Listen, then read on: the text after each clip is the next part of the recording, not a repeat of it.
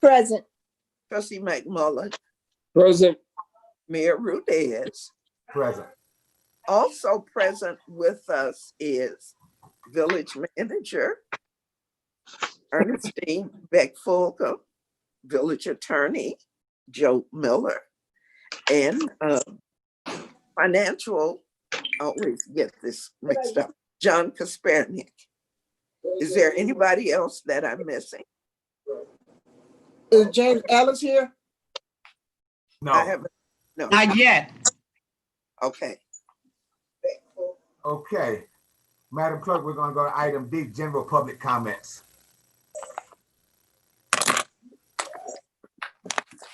Okay.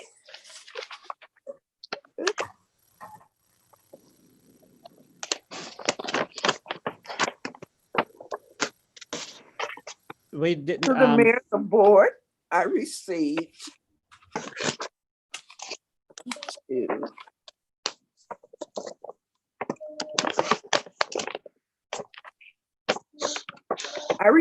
public comments for the public hearing. Donna Dilworth and David Sevier.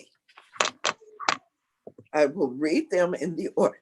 Mr. Mayor, I'm not sure how you want to handle this because Madam Clerk, I was going to actually make a statement, so I think I know where you're going. So I didn't know if you wanted to do it first or not. So just for purposes of the minutes, it should be reflected that today is December the 22nd, 2020, that this is the public hearing for the budget and appropriations ordinance for the Village of University Park, which was opened by the president at 6:37 p.m. A notice has been put in the paper more than 30 days prior to today's date, notifying the public of the public hearing. It is my understanding, Mr. Mayor and members of the board and Madam Clerk, that you have received public comments from a resident. At this time, Mr. Mayor, it would be appropriate to have the village clerk, since we're in a Zoom setting, to go through the comments received from the public. Thank you.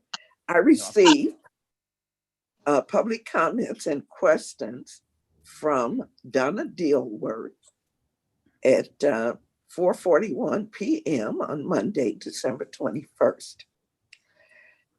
And here we go. Hello, Clerk Jones.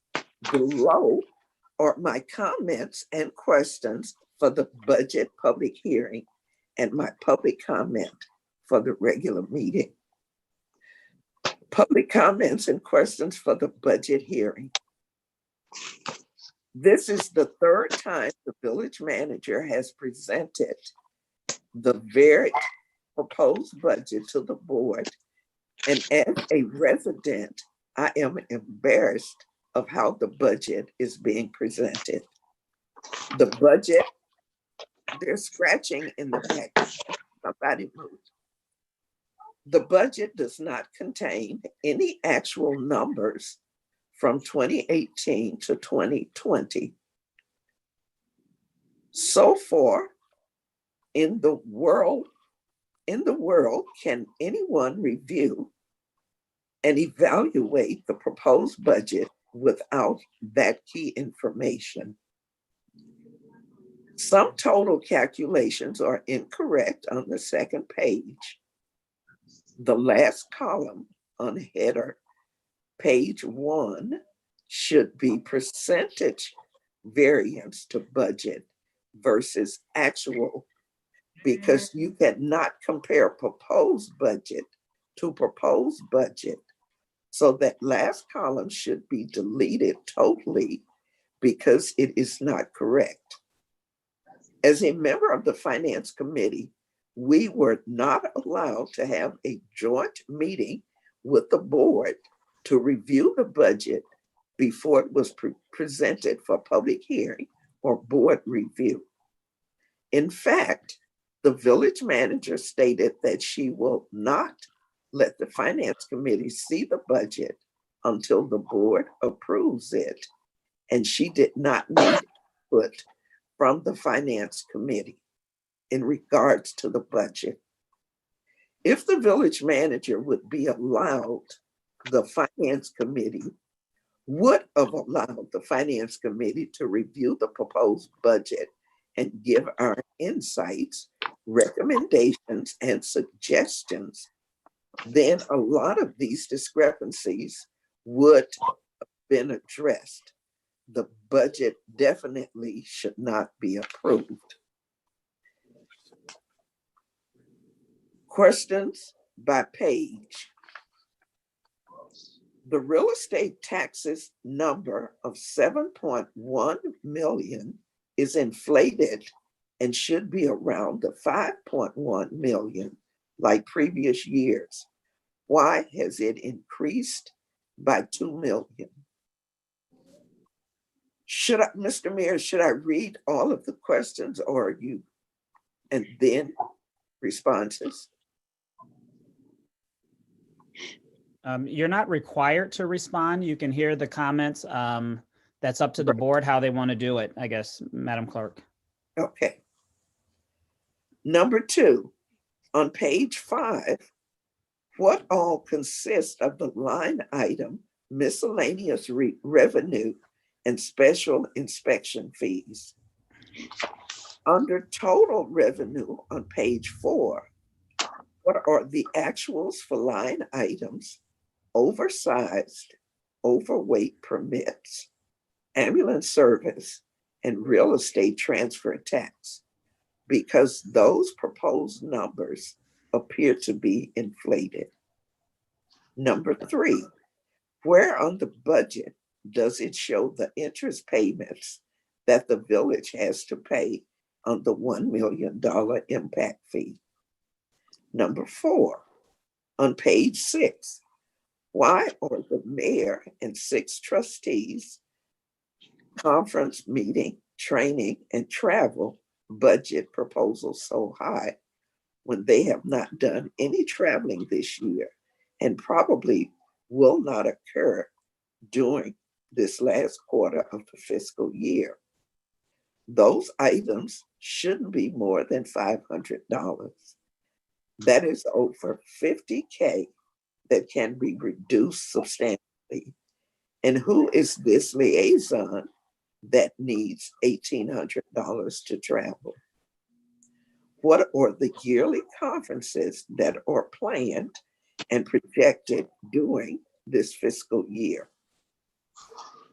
Number 6, why are attorney fees going up so much? When this law firm was presented to the board approved them 4-3 vote because they were charging less money. But since they have been the village's attorney, the village has paid them more than the previous law firm. On page 8, why is the village manager asking for a $38,000 raise? Number 8, why is the village manager asking for an assistant when she already has a secretary making $40,000 a year? Why not propose to add a senior accountant or HR representative instead? Number 9, what is the role and need for the community relations director? I believe that position should be eliminated. Number 10, on page 11, what are the proposed, I think she means computer, software supplies needed in the tune of $85,000? Number 11, why is the village manager asking $20 for meeting, conference, and training? That is extremely high. Who is this consultant that the VM needs for $20K, and what is their role? $10K is very high for line, time dues, subscriptions, publication. On page 11, what does this consist of? Number 12, where on the budget is the proposed budget expense for the engineering company Ontario Group and the accounting firm Kaspernik. Page number 13. On page 13, why is the line item miscellaneous dash lawsuits settlement so high? Number 14, on page 13, what makes up line item contractual dash outside contract? That amount is very high. 15, on page 13, TIF 5 loan of 1.9 million. Where are you planning on getting this money from, and what is the payment from? 16, on page 13, what are the capital funds projects planned in the amount of 1.1 million? Where is the revenue coming from to fund these capital projects? 17, on page 15, why is the police patrol overtime so high? Number 18, on page 19, the fire and police material and supplies section is high, and adjustments definitely should be made once actuals are available. Number 19, on page 19, what program is the education / tuition reimbursement that is proposed at $17,000? And what proposed equipment are they proposing at $55,000? Those were her questions for this meeting. Mr. Mayor, I'll be recognized.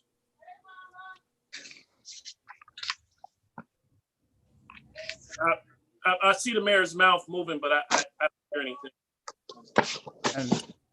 I'm sorry. In this format, we're going to recognize two. Either it's going to be one trustee and the village manager, or it's going to be two trustees and no village manager. What? So go ahead, Trustee Brooks. Yeah, Mr. Mayor, I have a question. I'm looking at this budget. I'm confused. Am anybody else seeing the same thing? I'm like, I don't see where there's overtime on this one, so I don't know what budget they got that information from. I didn't see it either. Trustee, I didn't know where to look. trustee, Yes, trustee, ma'am. they're looking at that first budget that everybody didn't approve first reading. But Okay. That's what I thought. we Okay. transition provided, she's working on information from the first one to make points. Every question she's basically dealing with is inaccurate. So, I mean, it's not the budget Well, Mayor, may I be recognized? first one. Yes. Okay. Trustee, 1 second. So that $30,000 raise is irrelevant because that's something that we all removed from the first time. And also Right. put note, May, also, can you please notate, Mayor, that the travel expenses was cut? Madam Clerk, can you please notate that? It was Yeah. cut. It was cut. It is now it's only 43. And actually, yes, it's 4,300. It's not 53 anymore. All right. Trustee Jenkins Bell, go ahead. A question, why wasn't Mrs. Dilworth given the revised budget? That's I don't have it. The budget, Excuse me. 1 second. Madam Clerk, let's keep this in order. Madam Clerk. apparently she has the budget that was put on the website before the adjustments had been made for this second and third reading. Because that was the budget that I had, and I posted it on the website, and apparently these changes have been made since that budget was posted. So the new one hasn't been posted. Not yet.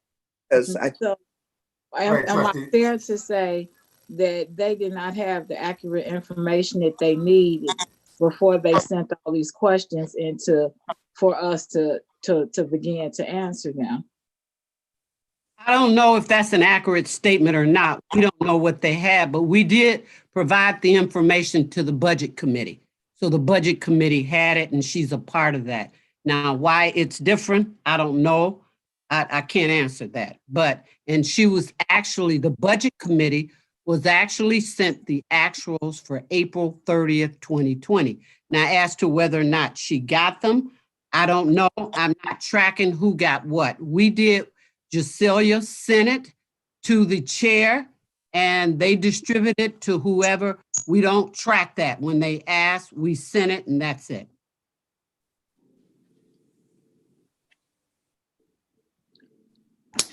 Sorry. Okay. Um, Attorney Miller, you gonna say something? Yeah, I did note a couple of things. And then I won't really address the attorney's fees other than, you know, our firm isn't the only firm that does some things. But the one thing that I noted was that they said that the tax revenues were 5.1 million normally. But I just went on the Will County website and your tax revenues, at least last year, were 7,040,000. So 7.1 million is in the range, especially when you account for what we call a consumer price index urban, which is the CPIU. Just so you guys understand that actually you are at 7.1 million according to your combined for Will and Cook County. And then also it should be noted, at least in most of now, obviously she's on the committee, so she would maybe have a committee, but your final budget ordinance does not normally do a comparison to previous years. So just be aware of that as well. You know, I just wanted you guys to make sure that you had the correct information in regards to the actual tax extension that you received last year was over $7 million. So that's all. I just wanted to make sure you guys knew that. And let me just mention too, for the record, that last year, the police department was down and there was overtime to compensate. In the proposed budget this year, we're asking for 2 police officers. Those 2, with the advent of the police officers, it would lower the amount of overtime. Overtime is just that. We got to pay time and a half, if anybody knows. And if it falls on holidays, we got to pay double time and a half. So overtime with both police and fire, but through this budget year, we're rectifying that problem. We're just rectifying it. So it is. And I just want to mention it too. They're asking us to come up with actuals. The board needs to keep in mind, and they're seeming to blame this on this process. If you're going to talk about actuals, 15, 16, and 17 has been filed as of now. 15, 16, 17 are filed. Actuals are based on actuals. We could not create any actuals if audits had not been done, but it seems like this year's budget is getting a lot of critical analysis. But I just want to mention that the very same format has been used for 8, 9 years. That was confirmed today. It has been used for 8 or 9 years. And if the board opts for me to come up with different ways of creating a budget, I will do that. But I've been here for 15 months and I didn't want to in midstream change that process, but the budgets are what the actuals are as of April 30th, 2020. We know what the actuals are. We can tell you how much overtime was spent in police, fire department. We can tell you what has been used in terms of training or not. But I think these people that are making comments on the budget doesn't really understand that this budget is just a guide. It's a guide. If we don't get the money to fund that guideline, then we can't expend the monies if we don't have it. And even though the board approves the budget, we still have to deal with the boards in an accounts payable on a monthly basis. So everybody just believes the budget is whatever. A budget, I tell you, is relative. It's just a guide to give us. Now, good point and example. Trustee Brooks started to say something. He stopped, and I don't know what else he was going to say. But to give you an example, $20,000 was cited for training, but we've only expended $2,500. $2,500. So there it is. The budget was what it was, but the expenditures helps us to complete the audit, and then you can begin to see. But the only guide that we use are those things that happened in the prior year. But in that, the police and fire has fluctuated this year. And another issue that came up in the questions, and I wanted to address, they said the issues with the impact fees. Impact fee, it's a budget issue. It was presented to the village. It goes in this door, but it has to come out this door. So it's a 100% match. They're saying, how are we going to pay back? We're going to pay it back based on administrative fees that we in fact will receive 1 year after the receipt of TIF dollars. We have it paid up, and what we also need to understand, and we'll go through later, is that those TIF dollars are 100% funded, and we can only spend it for what it was approved for. We can't use it for anything else. So it is in escrow. That's all we can use it for. So there are a lot of questions asked, but the same kinds of issues remained prior to this start of this new budget year. The issues have been there for years. This stuff has been there for years. But it is what it is. One example we'll go through, and I'll explain some other things as we come along. But these questions we have a right to know, but there is some blame or some comments that are made on this budget that are some general comments. And people are very good in making demonstrative statements in terms of what I've said. The question that was asked, there was one specific question asked by Ms. Dilworth. She wanted to know when she could come in, sit down with me, wanted to know how I formulated the budget as such, and explain to her why this was done. Now, you're right, in the midst of all of this, it's very difficult for me to sit down to do all of this. I have not done anything different in the budget development that have been done in prior years. All My right. problem is, Madam, finish your sentence. Let's move on. So we got another question. but all I'm trying to say is we gave information to the budget committee, and she needs to check with the officials that are on there, because she's talking as though she's the chair of this committee. So she needs to talk to them. She needs to talk. Thank you. And any other questions regarding? What? But wait. Excuse me. Yes. If she's talking, and this is directed to Miss Madam Village Manager E. If she's talking like she is the chair of the committee, she sent in a list of questions that she expects to be answered as a taxpaying resident in this community. So my thing is that she does not have to be the chair of the committee if she is actually a resident of this community. She can ask whatever question she wants, and then we can decide if we're going to answer it or not. But it's something that she should have the right to do. Well, she has the right, but she should, if she's saying that I said things, I would appreciate if they're accurate when she generates her. That's the problem I have. Okay. All right. Let's end that debate. Thank you. Good point, Trustee Jenkins. Absolutely.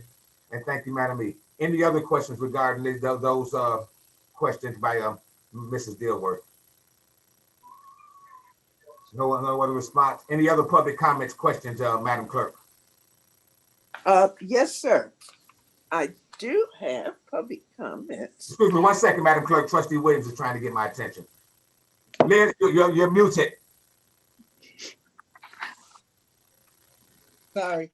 I was wondering, did Jim Ellis come here? Because I had a question for the treasurer. He's not. He hasn't appeared yet, Trustee. Well, who can I ask this question, about this budget? You're saying that we shouldn't pass this budget. I mean, what's the big problem? Is it gonna hurt this community?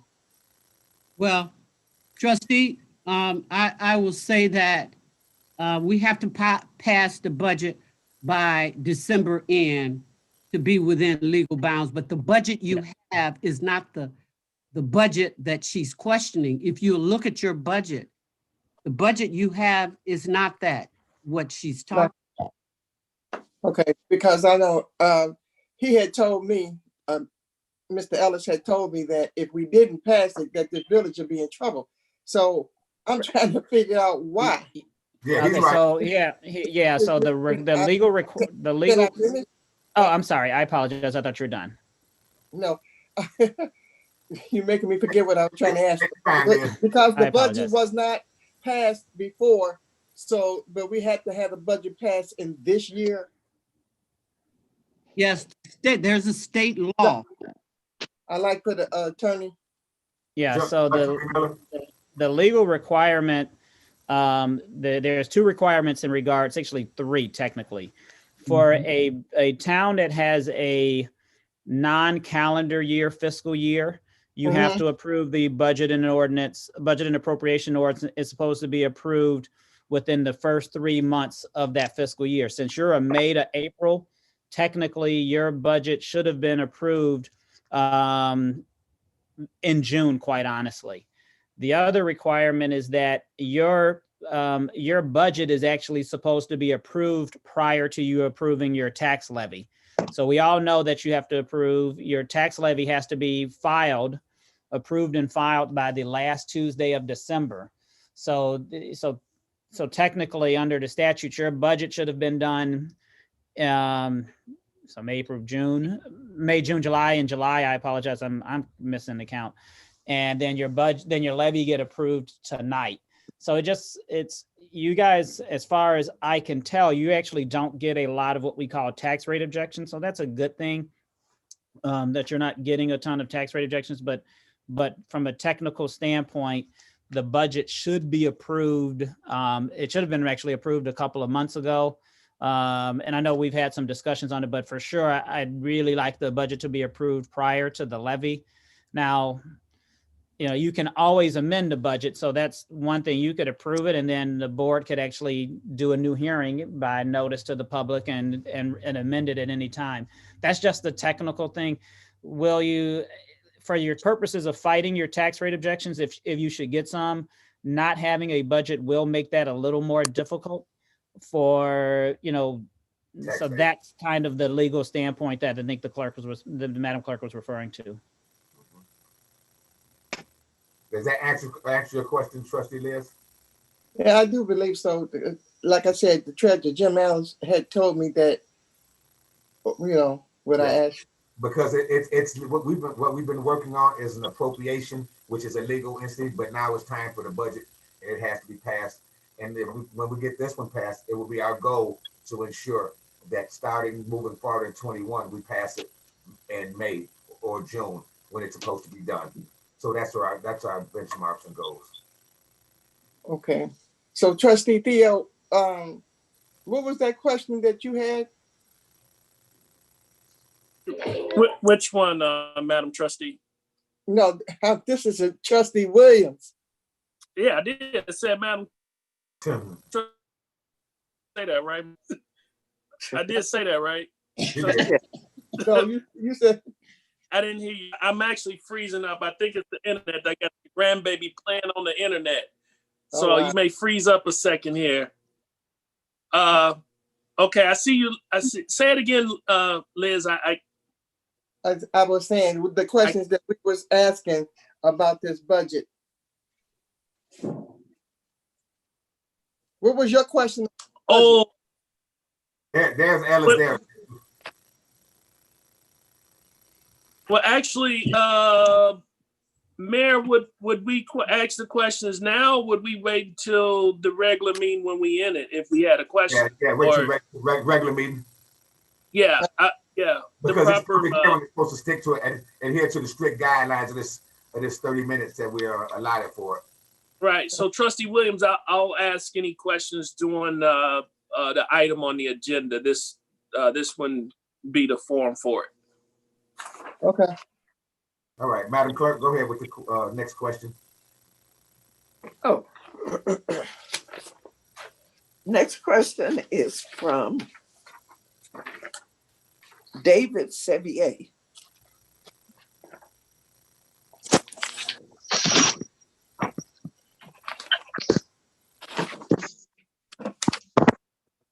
It was, there's some scratching in the background. It was sent Monday, December 21st at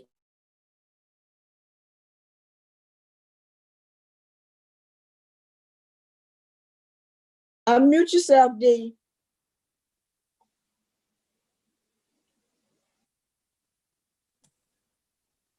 Okay. Mhm. This one is from David Sevier, sent and received Monday, December 21st at 10:16 a.m. And it's, hello, Mayor and Board of Trustees. My name is David Sevier, and I have many questions surrounding the proposed budget, but it is very difficult to express the numerous questions surrounding the budget, as the budget does not reflect actual expenditures for several years, and there's no true revenue or expenditures trend to compare the new budget to. If this board truly believes that the budget that is being presented is reflective of the village's trend of actual revenue and expenditures, then just in case, here are a few of my questions. Explain to me what we are comparing the current budget to. Do each of you believe this is an approved accounting practice to approve a budget that is compared to a prior year budget without any previous years of revenue or expenditure trends? In today's COVID-19 environment, most governmental agencies have a freeze on non-contractual raises, but I see University Park's budget with raises of more than 30%, $30,000 for one non-union individual, but without actual from previous years, this could be misleading. But there are other departments with raises as well. Do these raises exceed the 4.99 tax levy increase? And by how much? And where is the additional dollars coming from? I see a $1 million budgeted for impact fees. I want to make sure that the village's use of impact fees does not have the school district looking for those dollars. As historically, impact fees created by municipalities typically goes to school districts. May a new line item name that would truly identify the dollars would be more appropriate. By the way, what does the $1 million come from? As we are in COVID-19, why are departments' travel and training budgets so high? Most training today is by Zoom, or some other online tool. So this should be reduced immediately. But once again, without actuals, this could be misleading. Where are the actual expenditures for previous and current year related to travel and training? Based on an initial review of this proposed budget over previous budgets, not actuals, I see more than $2 million worth of cuts that could be made to help reduce the $3.6 million deficit budget. As you can see, I have a lot of questions, concerns surrounding this proposed document, but unless actual numbers are presented, this is just another document to pass the problem down the road.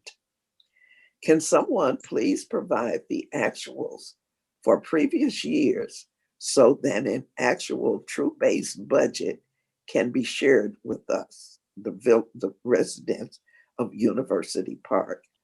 Please consider the above in trying to pass a budget that has no true impact on the village as a whole. That was it. That was it.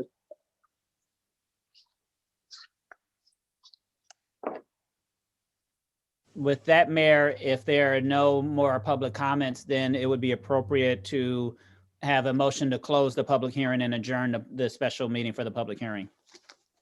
Okay. Since there are no comments, is there a motion to adjourn? It looks like you said so moved by Trustee Brooks, Second. second by Trustee Williams. Roll call, Madam Clerk. Trustee Williams, Aye. Trustee Brooks, Votes aye. Trustee Jenkins Bell, Votes aye. Trustee Bolden, Votes aye. Trustee McMullen, Trustee McMullen, He's muted. Votes aye. and Mayor Rudez. Votes aye. It is 7:15 p.m. Are we going straight into our regular meeting, or are we gonna take a? We'll take a 2-minute recess. Okay. 2 minutes.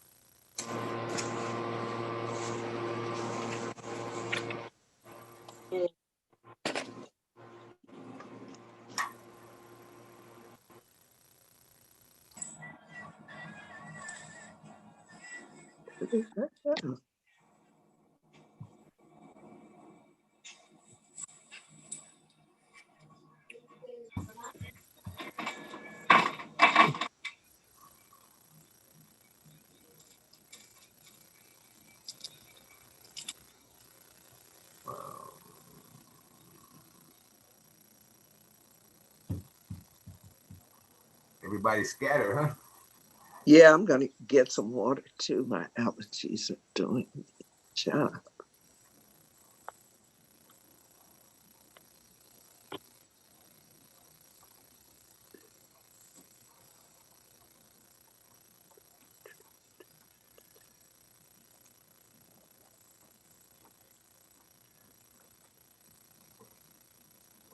Oh, excuse me.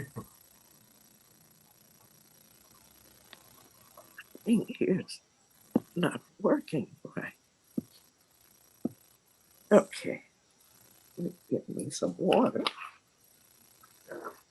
And get ready. I wonder if Neva has come back on. Maybe. Oh yeah, she's down in the corner here. She is. I'm Oh, always here. You need me, Dee? no. Are we still recording? Yes, we are. Okay. You are still on YouTube Live. Okay, because we finished the public hearing. Yes, ahead of schedule. Yeah, with 15 minutes above what we projected. Yes, we're still on schedule for 7:30 for the other guests, though. Okay. Okay. But the agenda has 7, correct, for the meeting? Yeah. Okay, Right. all right. Yeah, Joe, I was wait, that's yeah. I guess they were anticipating it running over. Right, which it Yeah. did. So I always post the scheduled time. Excuse me. Don't put it on me. Really? D. Nina Fain is available when her time is up. When it's her time, she is here now. Oh, okay.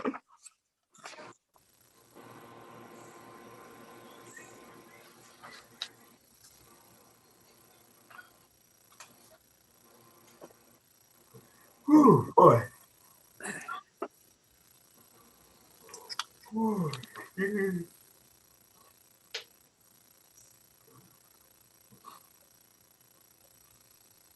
That's contagious, Mayor. Yeah, yes. Whew, a long day. Real long. Yeah. Everybody all squared away for the Christmas holiday, got their own bubble created within their families. It's gonna be a lot of good football on. Yeah. Man, didn't I tell you don't talk football? I lost my fantasy. I should have started Deshaun Watson over Drew Brees. But I mean, I would have took Drew Brees too. I would have Yeah. grabbed. Bears are coming back around. Yeah, yeah, that'd be good. And I think you like Khalil Mack, don't you, Liz? I know some of you like Khalil Mack. Yeah. Yeah, I They're think coming back. They're gonna be number 1 again. Yeah. Oh, yes. Yeah. Mhm. So I would have got everybody 52 Chicago Bears jersey. They would have been cool with that, huh? Oh, Most definitely. Gotcha. how you say in that order? In that order. In that order. Yes. Well, the Bulls open up tonight as well. Yeah. Yeah. Somebody name a Bulls player, really? Yep, there's lots of basketball on tonight. I don't know none of their names. Let me think. I know the coach you're name is Billy Donovan. You're not Michael a sports fanatic like we Jordan. are. No. Michael Jordan is on the Bulls, Michael right? Jordan. He said Mike. He probably on the team right now. He owns it. They even know about Bill Cartwright and everybody. Yeah, All right, guys, whenever you guys are. I'm ready. Let's go. I got to work tomorrow. Let's go. Okay.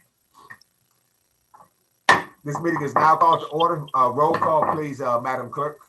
Trustee Williams, Present. Trustee Brooks.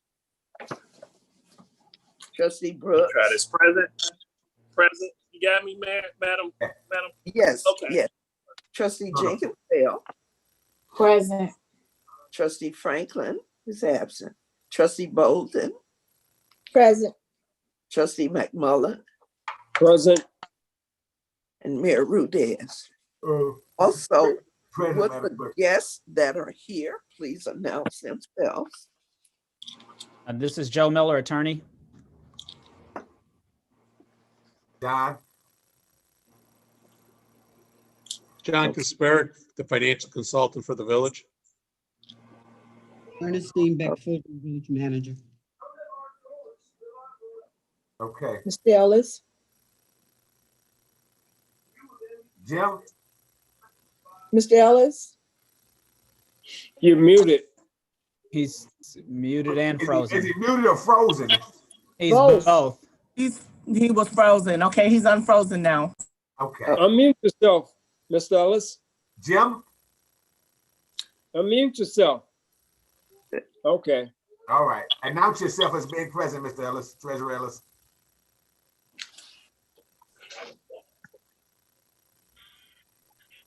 Ellis, just announce yourself.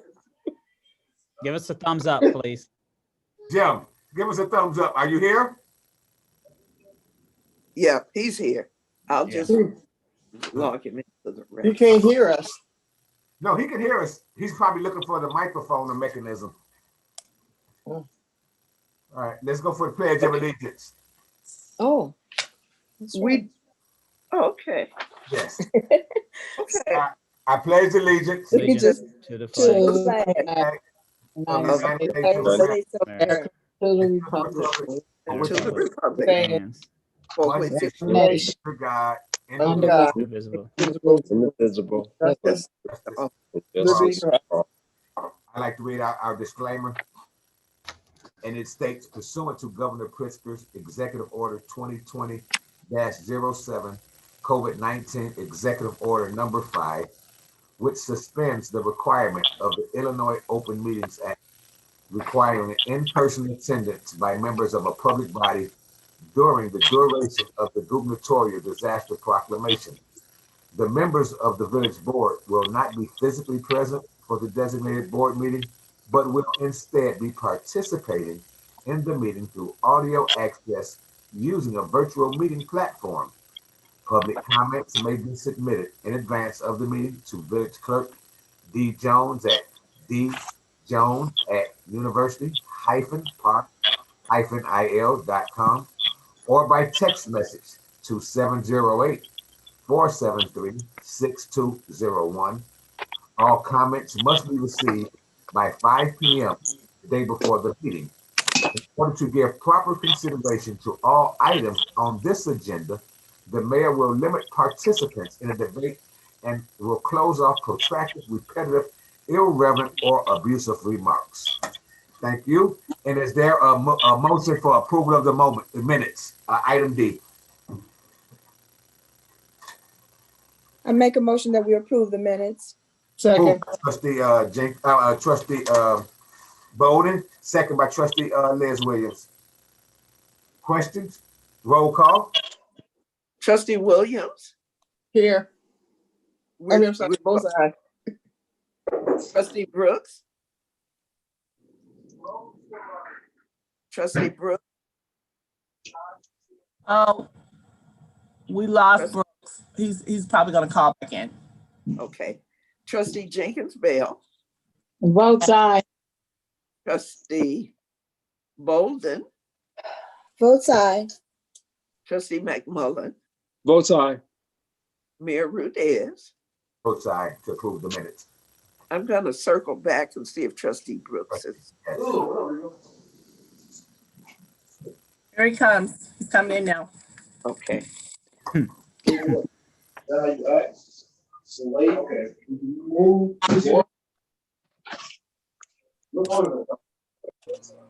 Okay, he's there. Trustee Brooks. Okay.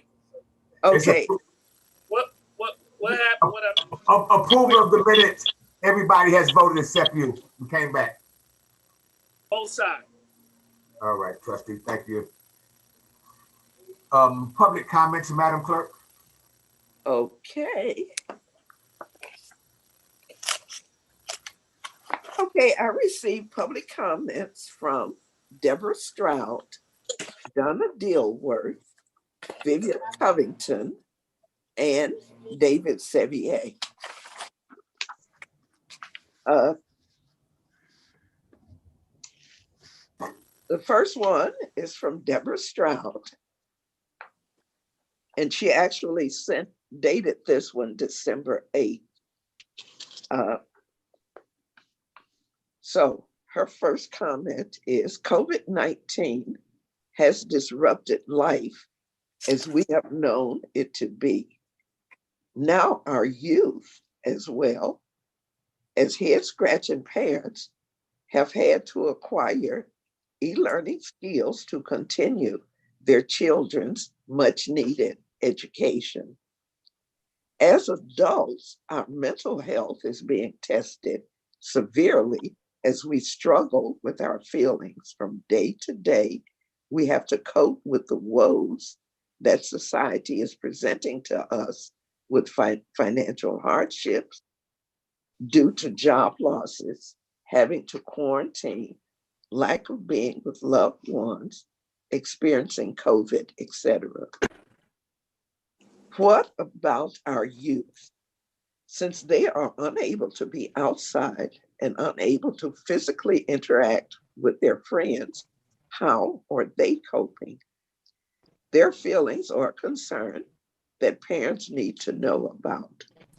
Some of their parents may be essential workers that can't spend time with as they are accustomed to doing. December 21st, 2020 until January 4th, 2021 is when youth will be out of school on winter break. This might be a good time for our youth to have an opportunity to express what they feel and what they really understand about wearing masks, about peacefully protesting, or why we even elect a president. So how about having a village youth drawing contest? This could provide them with a direction to exhibit their unknown artistic talents, which may help them express their feelings. Here are a few guidelines to be followed for the contest. 1, age categories are 6 to 12-year-old and 13 to 18 years old. Only one drawing can be permitted per child for each age category. Create a drawing on the topic of COVID-19 or the Black Lives Matter movement or why we elect a new president. Then submit their drawings to WUPC-TV 4 to be posted on the village's website by no later than December 29th. 5, review of the drawings will be done by the mayor, church clerk, board of trustees, and village manager to determine one winner. Hopefully, the winner's drawing can be used for 2021-22 village stickers. And she ended with, originally, I had submitted this for the board meeting on December 8th to provide time for the board to discuss it. I was unaware that the meeting would be canceled, so I'm hoping to receive a reply at tonight's meeting. I thank you all for your consideration giving this matter regarding our youth and in times of the essence.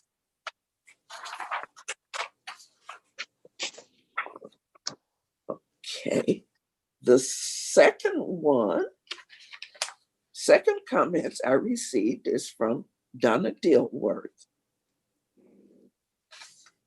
After reviewing the budget, there are several concerns and questions that I noted that need to be addressed first before the budget can be approved. One major issue is the fact that there are no actual numbers to compare the budget to. Without actuals, you do not know if the proposed 2020-21 budget is too high or too low.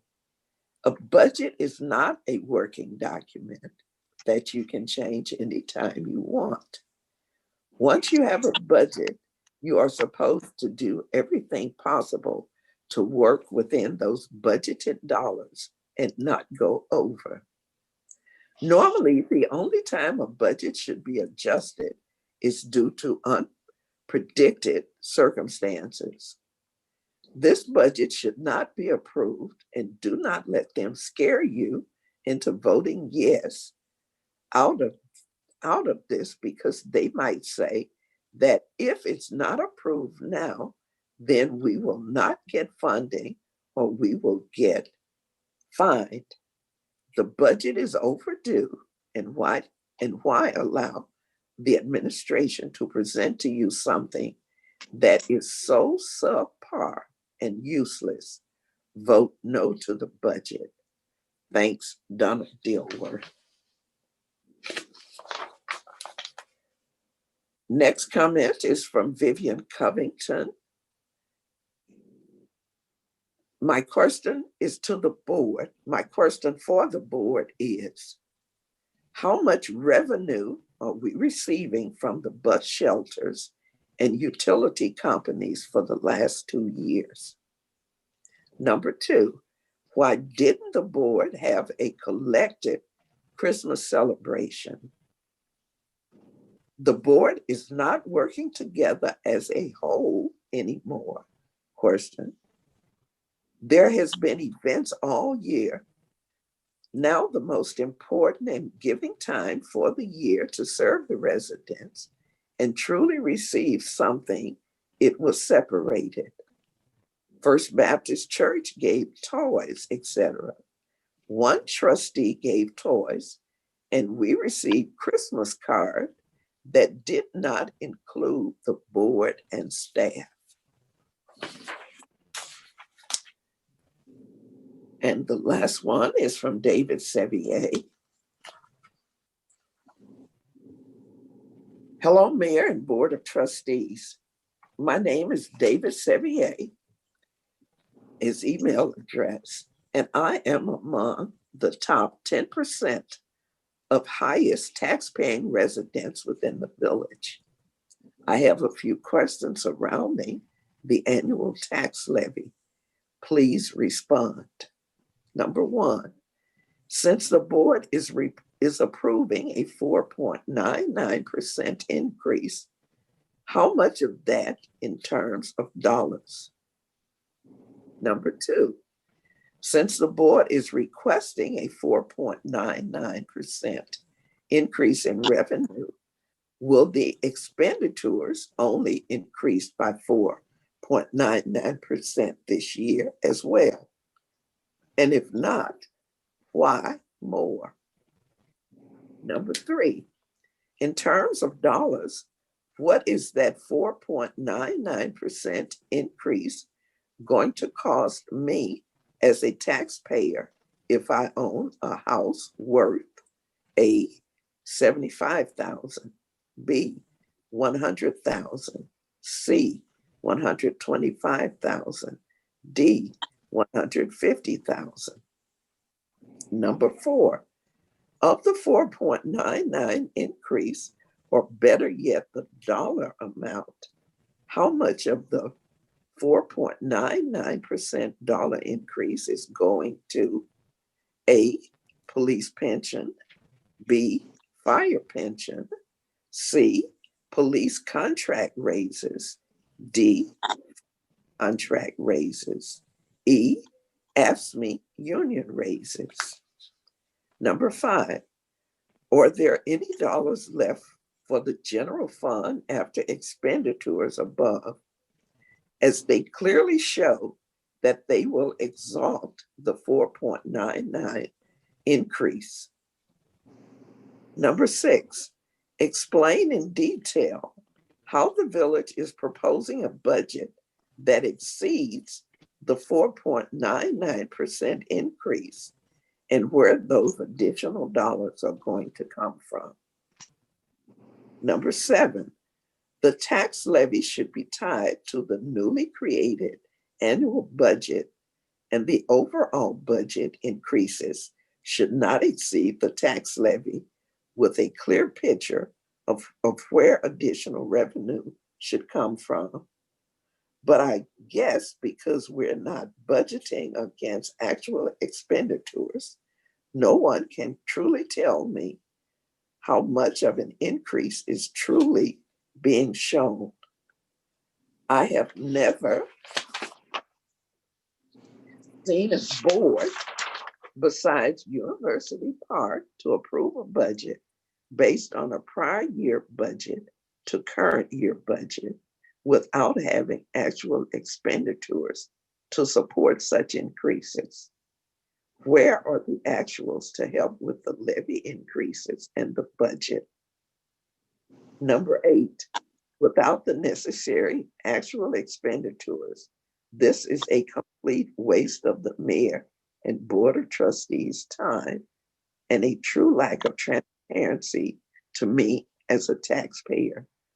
Please, can someone tell me where I can find the actual expenditures today. That was it. That's it. Does anyone have any responses to Mr. Sevier or any of the questions that were asked?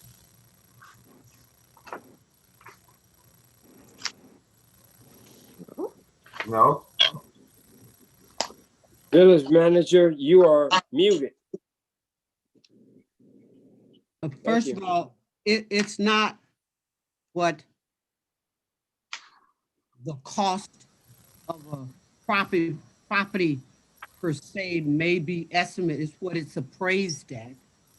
And what it's appraised at is what you pay taxes, but you got to take in consideration the exemptions that are given for senior exemptions, veterans exemptions, whatever the case may be. But let me give you a good example.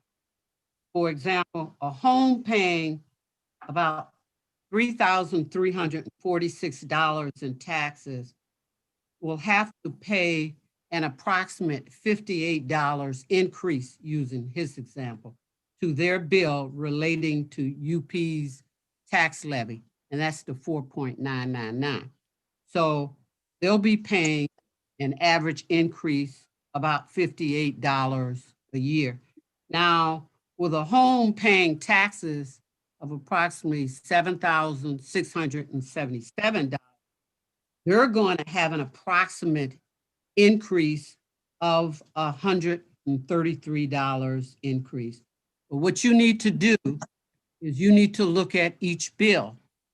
Everybody paid different taxes, different costs, whatever. You'd have to look at that. But I just wanted to give that example of what this increase will do.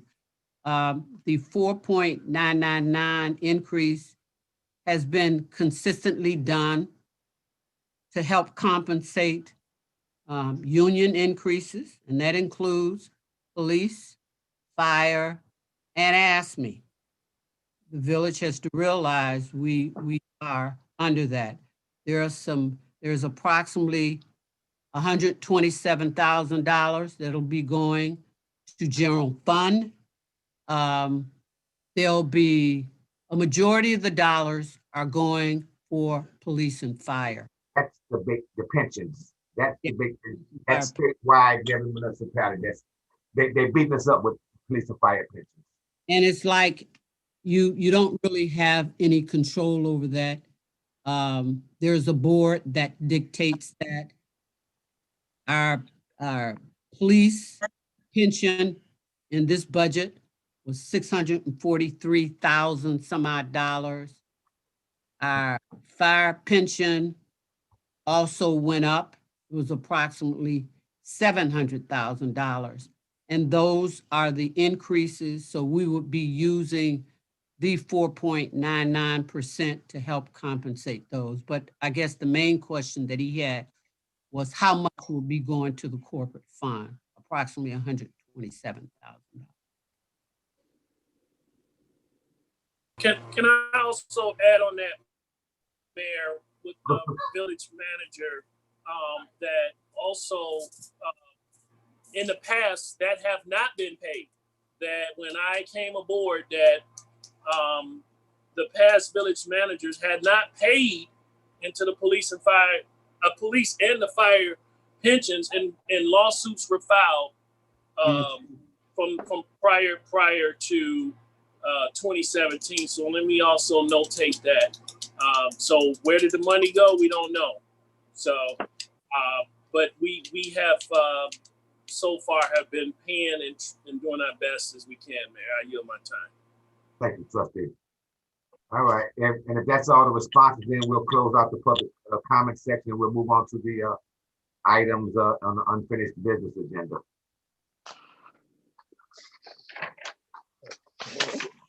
All right, thank you.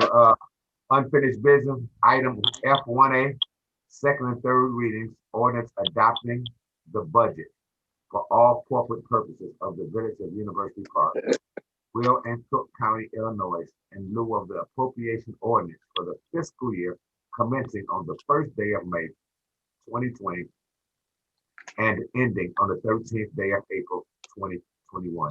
Is there a motion?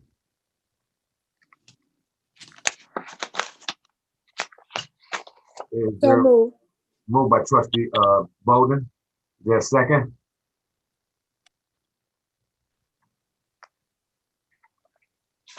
Is there a second? I'll second that. Second by I'll second. second by trustee Brooks. Comment, Mayor. Yes, sir. It's not much that I can. I think everything that needed to be that I probably would have said has already been said prior to this board meeting.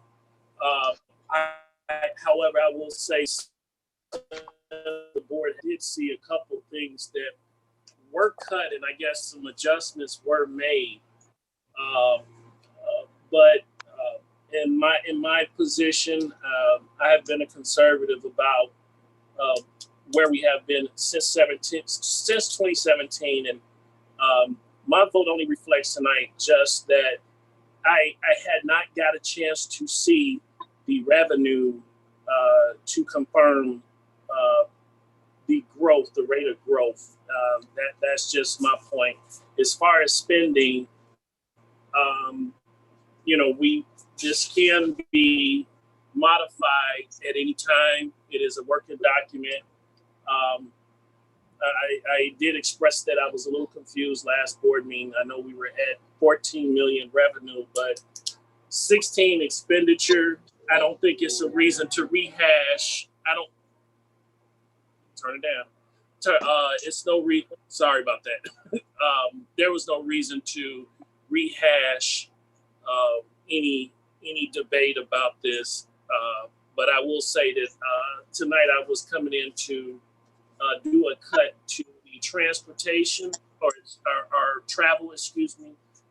And I see the village manager had already slashed 1,000. Oh no, I say 1,000, 2,000 from the mayor, I want to say, and 1,000 for the trustees. So apparently there is adjustments being made. Also, I know we have only 4 months to go in this, but just to conclude that my vote only reflects. I really would like to, find out about between the 8 to the 14 million in the rate of growth, Mayor. That's only been my confusion and of it all, and I'm just being honest.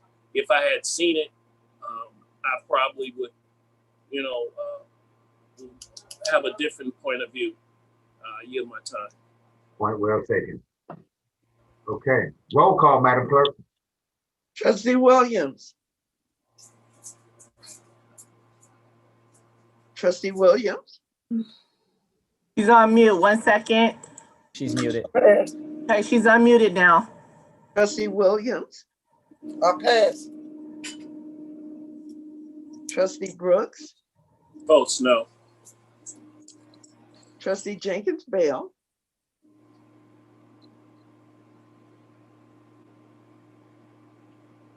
Trustee Jenkins Bell. She's muted. She's trying to unmute. 1 second. Okay.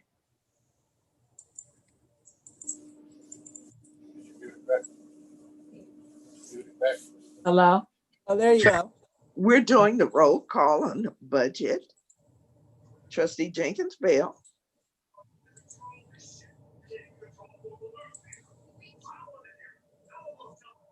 We did.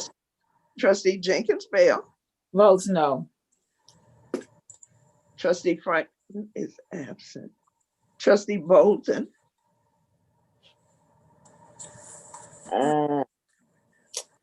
We have to pass this budget tonight, don't we? Vote should. yes. Trustee McMahon. No. Trustee Williams. Trustee Williams. No. Mayor Rudez. Both aye. Okay, budget failed. All right, so, oh. So, oh, there you go. Okay. So your budget failed. We still need to, we still have some other items on the agenda, in particular the levy. As someone mentioned, and I don't think anyone ever said you would get fined by not approving the budget, but I know that there was a comment that someone that said that you would get fined. You won't. It does pose a little bit of problem in regards to tax rate objections, but we'll have to deal with that. But I would caution you that in regards to the levy, that's something that that would, if you don't approve the levy at least tonight and get it filed by the last Tuesday of the month, which is next week Tuesday, there are possible ramifications in regards to tax revenues for that. You won't get filed for doing the levy. It may present something if we have some tax rate objections. As last I checked, you didn't have objections for last year, I don't believe, but I'll recheck again actually while we're here. I'll go through the list just to make sure. But just be aware. So that's failed. We'll still have to bring it up. You need to have something approved at some point fairly soon. They're still going to want to see that. If not, because this does pose a basis for a tax rate objection. So we'll just have to address that if it comes about. Trustee Bowden, you're gonna make a comment? He explained what I was going to ask. That was my main concern. What would happen if we did not pass this budget? So that was my main concern. And we do have the accountant on the line that can really explain it as well. Okay. Any other comments? We'll move on to new business. Anybody want to reconsider? No? All right. I'd like for the accountant to explain it. You said accountant can explain it? John Kasparic, Miss Trustee Williams or John? Kasparic is still on, I think. Miss Neva G. I'm still on. Okay. I would, first of all, I would probably, not say probably, but your attorney, Mr. Miller, is absolutely correct to have the tax levy the tax levy does need to be passed this month and be on file with the county clerk. That could cause problems with issues about extending the tax levy properly by the different counties. With respect to the budget, he's absolutely correct because the tax levy is compared to the budget. Rate objections are created if you have a levy greater than the proposed budget. They can that could cause the levy to be reduced, absent not having an appropriation passed. As the legal counsel has indicated, that could cause problems with the public sitting, and there are always businesses that will do this. This is what they do for a living. They do these tax rate objections that they could challenge the fact that there's nothing to compare to. So that is, again, I think you should try to pass it as soon as possible. There were definitely some good questions asked. I can tell you that I did review the budget after it was prepared, and I did make sure that nothing in the budget was going to exceed the tax levy. So if the budget if it gets reconsidered at a future date, the tax levy is less than the budget, so that would help eliminate any rate objections. But beyond that, if there's specific questions with regards to the budget itself, I could sit down and meet again with your village finance director, and we can go over, making adjustments as necessary. Does that help? Trustee Williams? Yes, it did. Thank you. Okay. Anybody else have any questions? Okay. Thanks, John. Item F2A. You're welcome. Resolution authorizing engagement letter by and between the Village of University Park and Attorney Nina Fain regarding Aqua. Is there a motion? So move. Moved by Trustee Cook, second by Trustee Williams. Questions? Roll call. Trustee Williams, Both aye. Trustee Brooks, Both sides to fight Aqua. Trustee Jenkins Bell, You see if you walk here, I don't know. Both sides. Trustee Bolden, Both sides. Trustee McMullen, Vote aye. Mayor Rudez. Vote aye. Mr. Thank you. Mayor, that's resolution R 2020-44. Okay, and I thank you, Madam Clerk. I say, Attorney Fain, is there anything you'd like to say to the board right now, Attorney Fain? Good evening, ladies and gentlemen. Good Thank you for evening. allowing me to join your meeting. I appreciate it. As you know, we have presented a proposal for your review and consideration, and I am here to answer any particular questions which you may have regarding that.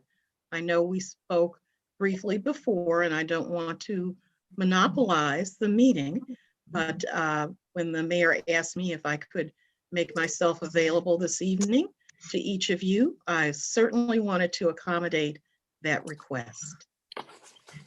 And happy holidays. Happy holiday. Attorney Fain, it just passed. Oh my goodness. Oh, thank you so much. Thank you so much.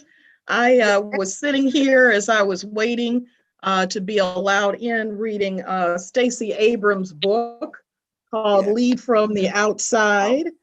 And it was inspirational about how to take on tough tasks. So that's what I have been doing in preparation. I think, again, not to monopolize the evening, with your consent and the mayor's consent, we hope to have an organizational meeting on the 28th or 29th to talk with the internal team that the mayor and the trustees will compile. And we will get started right away. So we're on it, and I hope that we're able to identify some facts and circumstances that will allow you to make some decisions going forward.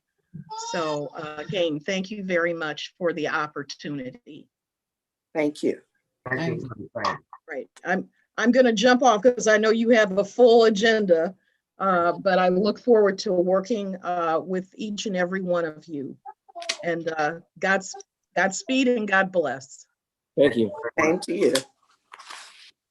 Okay, resolution item F2B, a resolution approving and authorizing the execution of an agreement by and between the Village of University Park and Cannon Cochrane Management Services, Inc. Is there a motion? So move. Second. Brooks, second by Trustee McMullen. Roll call. Trustee Williams. Trustee Williams. Both sides. Trustee Brooks. Both sides. Trustee Jenkins Bell. Both sides. Trustee Bolden. Both sides. Trustee McMullen. Vote aye. Mayor Rudez. Vote aye. Mr. Mayor, that's resolution R 2020-45. All right, 45. Yes. Item F2C, a resolution approving and authorizing the execution of an agreement for property casualty and workers' compensation insurance. Is there a motion? So move. Second. Second. McMullen got in first. Roll call. Trustee Williams. Both sides. Trustee Brooks. Both sides. Trustee Jenkins Bell. Both Trustee, sides. Trustee Bolden. Both sides. Trustee McMullen. Vote aye. Mayor Rudez. I concur. Mr. Mayor, that's R 2020-46. Thank you very much. There's Mr. Taylor there. Hello, Mr. Taylor. Happy holidays to you. Hello, how you doing, Honorable Mayor? Good. Village trustees, Madam Clerk, Treasurer, Village Manager, Attorney, how's everyone doing this evening? Oh, we're doing fine. Thank you. First, I would Doing like to great. thank the great village of University Park for allowing me to continue to serve you all from an insurance standpoint. We will continue to work hard to make sure that we contain costs for the village, put in mechanisms and training that will, make sure that our employees are working in a safe environment and are doing the necessary things to try to keep costs and keep claims down. And we will continue to move in that path.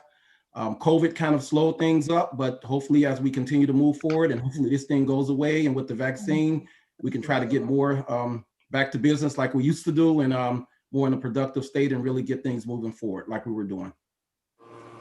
All right, well, thank you very much, Mr. Taylor, for providing us with your great expertise in your service. We look forward to continue working with you. Thank you. Right, thank you. Thank you. Happy holidays, everyone, and Happy New Year. Mr. Mayor. Thank you. Yes, sir, trustee. Yeah, Mr. Taylor, just want to say thank you and kind of want to boast to the public every time you come up to give renewal. We appreciate what you have done for this village ever since you got here. As you know, we were in a bad situation and you made our situation even better. And I'd like the residents to know that. Thank you, Cliff. I appreciate you. Thank you, Trustee Brooks. All righty, thank you. All right then. Item F2D, we have a brief presentation by Maggie Jar from CMAP. Is Maggie there, Neva? Hi, Maggie. Hi, good to see you again. It's all on you. You're still on mute though. She's there. We're gonna get her audio. There she goes. There she is. We have a brief presentation by Maggie Jar from CMAP. Yes, Mayor, can you hear me? Yes, we can. Great. Hi, Maggie. Hi there. Hello, everyone. Good evening. Great to see you as well. I'm going to share my screen. It's all on you. You're still on mute though. Oh, no. She's there. We're gonna get her audio. There she goes. Yeah, Maggie, we turn your YouTube off. Oh, thank you. No worries. Got it. There we go. I was streaming. So, okay, now I'm in the moment. Great. Can I ask, will I be able to share my screen here for a couple of presentation Yes, slides? you sure can. Okay, let's see. It says host disabled, participant screen sharing. Really? Oh boy. It shouldn't be. Let's see. Is it not working for you, Maggie? You're not able to hit the share screen Neva, button? I'm not seeing it. That's right. I'm hitting the button, but the message is that host disabled, participant screen share. Oh, yeah. Okay, try it now. I hit. There we go. Okay. I'm still not seeing it. I can't. Okay. There you are. Now. All right. How's that? Is everybody looking at a title slide? ROI program. That's right. Great. Okay. Then we'll get started then. Thanks so much.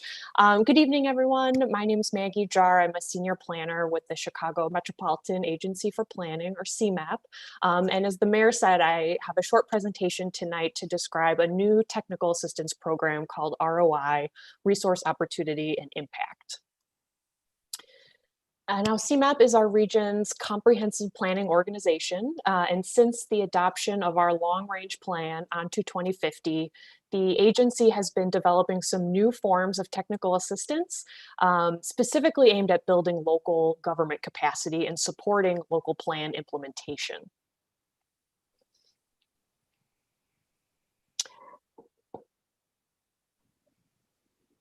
Okay, great. Just making sure the slides are moving.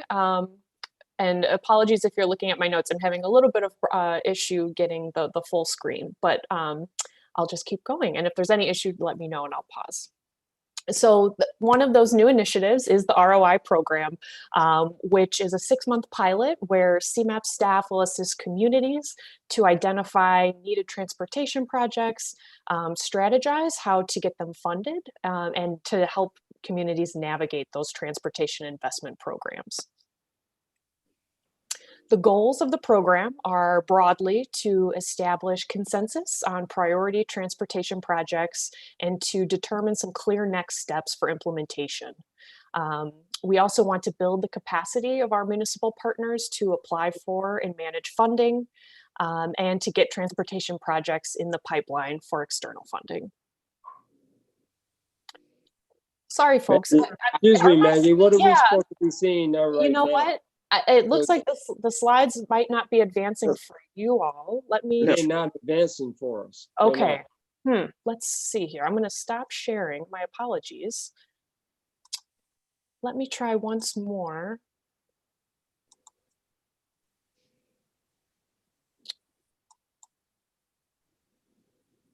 Okay.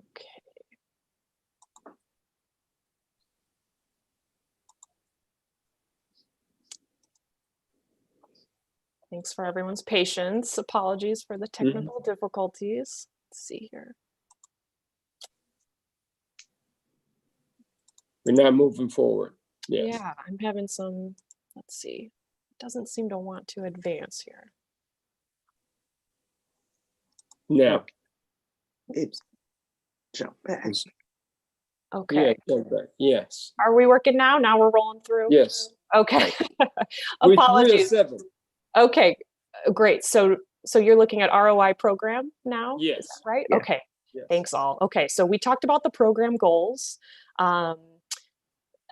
Lastly, to get transportation projects in the pipeline for external funding. And I want to next talk about what some of the projected outcomes are for our municipal partners. So by the end of this program, each participating municipality will have a prioritized list of transportation projects, so kind of a full inventory of everything from roadway projects to bike ped projects, as well as an implementation strategy.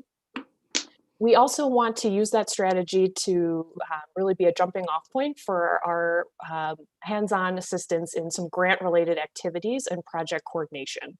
And so we want to, meet you where you are, customize this work. And so that could include anything from, staff trainings, looking at some establishment of internal processes for grant applications and grant management, and even providing some assistance in getting those grant applications ready for submittal.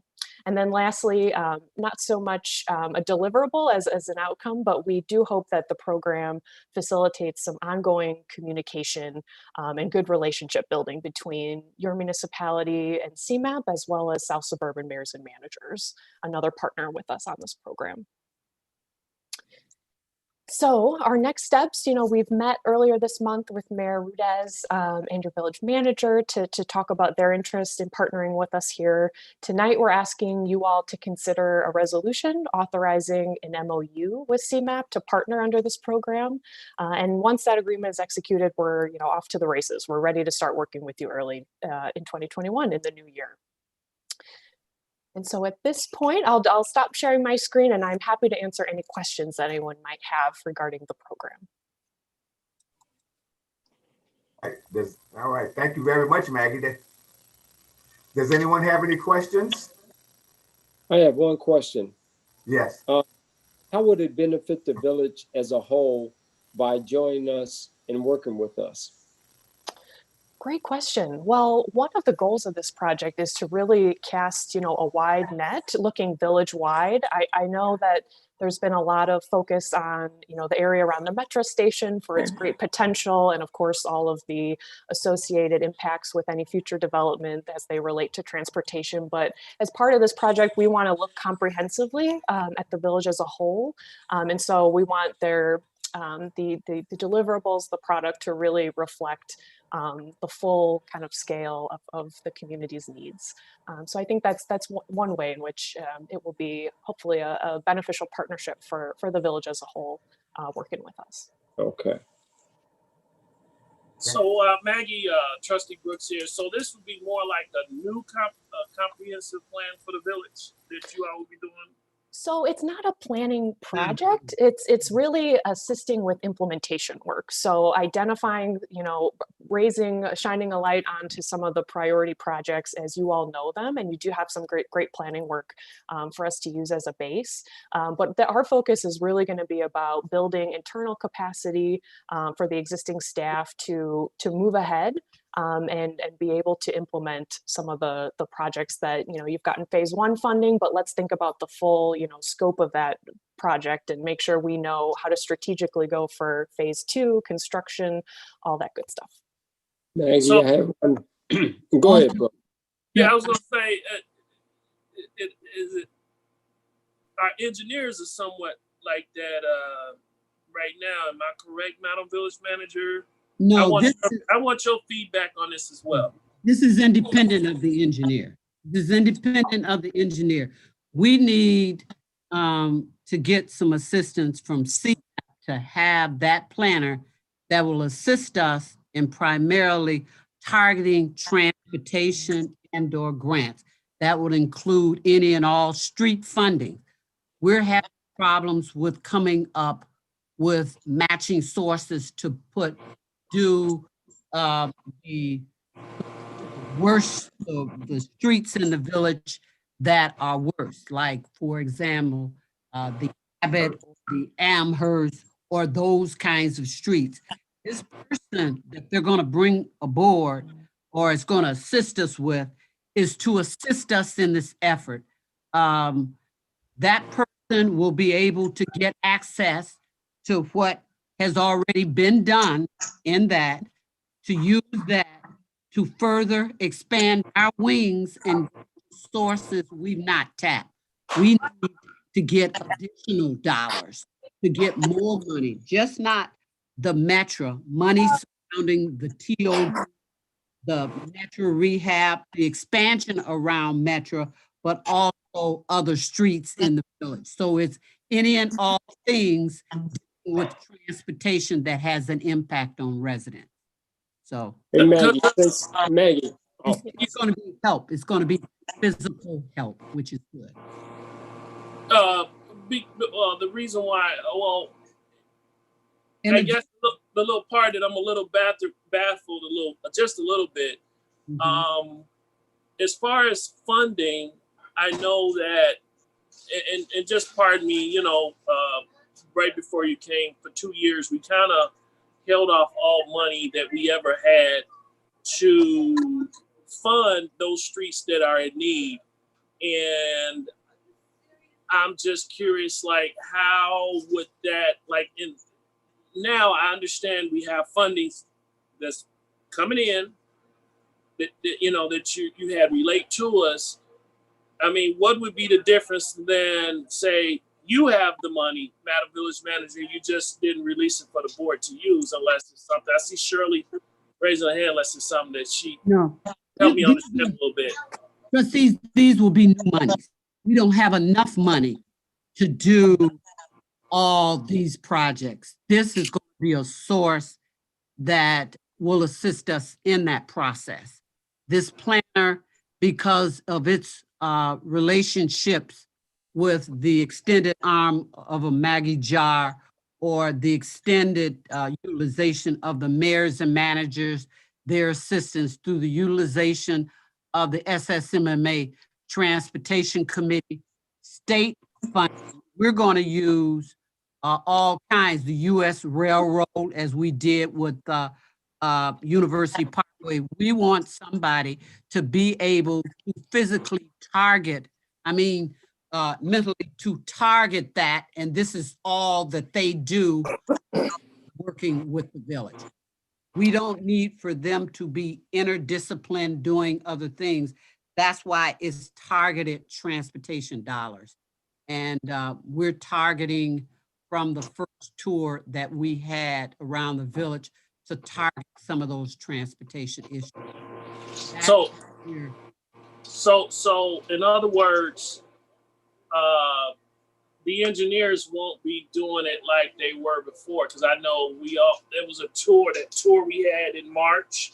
The engineers gave, is that CMAP is going to take over that responsibility? No, it's only for 6 months, Trustee. That's my question too. It's only for 6 months, and we're going to use that 6 months for a concentrated effort, target transportation dollars. So for 6 months, this girl, this woman or this man is going to be, they're going to have tunnel vision. And our tunnel vision is assisting us with a comprehensive kind of grant app and to pull together information so we can target it, these main sources, to get for these 3 streets and questions that we're looking at. That's If I could just add, I would say our first, phase of work is really going to be focused on identifying the full scope of projects that are transportation related, that are on the village's radar, and are of importance to move ahead, some of them in various stages of implementation already. And important, I think, for everybody to just kind of see that. Of course, there's always going to be more need than there is available funds, but I think that's probably the first step in taking, the next step to look towards, prioritization. Okay, we can't do everything at once, so let's have a facilitated conversation around what to pursue first. What's the most important near-term project or projects, and then for us, again, in this very targeted 6-month time frame, to help put a strategy together around, well, here are the fund sources that exist to support projects just like this. Your staff time is going to be well spent putting an application together, for this particular project, because we've got some good knowledge and background and expertise in this area, and so I think we will be working with your engineers as well. As I understand it, they are embarking on a capital improvement program, and so this feeds right into that, very much directly aligned with what that project will entail. Hey Maggie, this is Trustee McMullen. How do you prioritize the metro station and its rebuilding and the reshaping of the metro station? How is it figured in? Well, we'll be talking to you about that. you all are going to be integral. And I'm going to share that with you. We have completed a draft now, so we're going to share that with you. And I can't wait till we change that plate that's positioned on the wall, 1977. Oh my goodness. It's long overdue. Long overdue. 1977. You weren't even born, were you, Maggie? I was not. Wow. Man, I was just joking, but that's true. Okay. Making me feel old, Curtis. Come on, stop. I feel old as well. This is what we're going to be buying into, and the village this will be a grant, so the village would not have to financially support this. Madam Village Manager, I can ask this. Considering the past weeks I have been out on Abbott and Amherst, we can make this a priority of trying to find the funds for that, because they cannot. It is imperative that Amherst, I believe it's Amherst, Abbott. Well, I can tell you those two streets off the bat. Amherst, Abbott has to get fixed. The east end of Olmsted has to get fixed because it's tearing up people's houses, and then I believe Circle Lane. So this would help us in that right direction of getting those streets. Because to be honest, those residents has every right to be angry that their street have not been taken care of for almost a decade. Well, and Trustee Brooks, I can agree, but I would say this: priority. That there is a plan in place now. I don't know about the street repaving programs before, but I can say under this administration, there are plans and we will address the streets in this community. Abbott, Amherst, Burnham, there are a variety of streets, and we'll strategically work day in and day out. And that's our conversation today. What was the conversation, Manager E, regarding the streets as a priority going into 21? So, all right. Thank you, Mayor. I yield my time. All right. Madam Clerk, roll call, please. Did we? That's not a roll call. I'm sorry. Yeah, you didn't do the motion yet.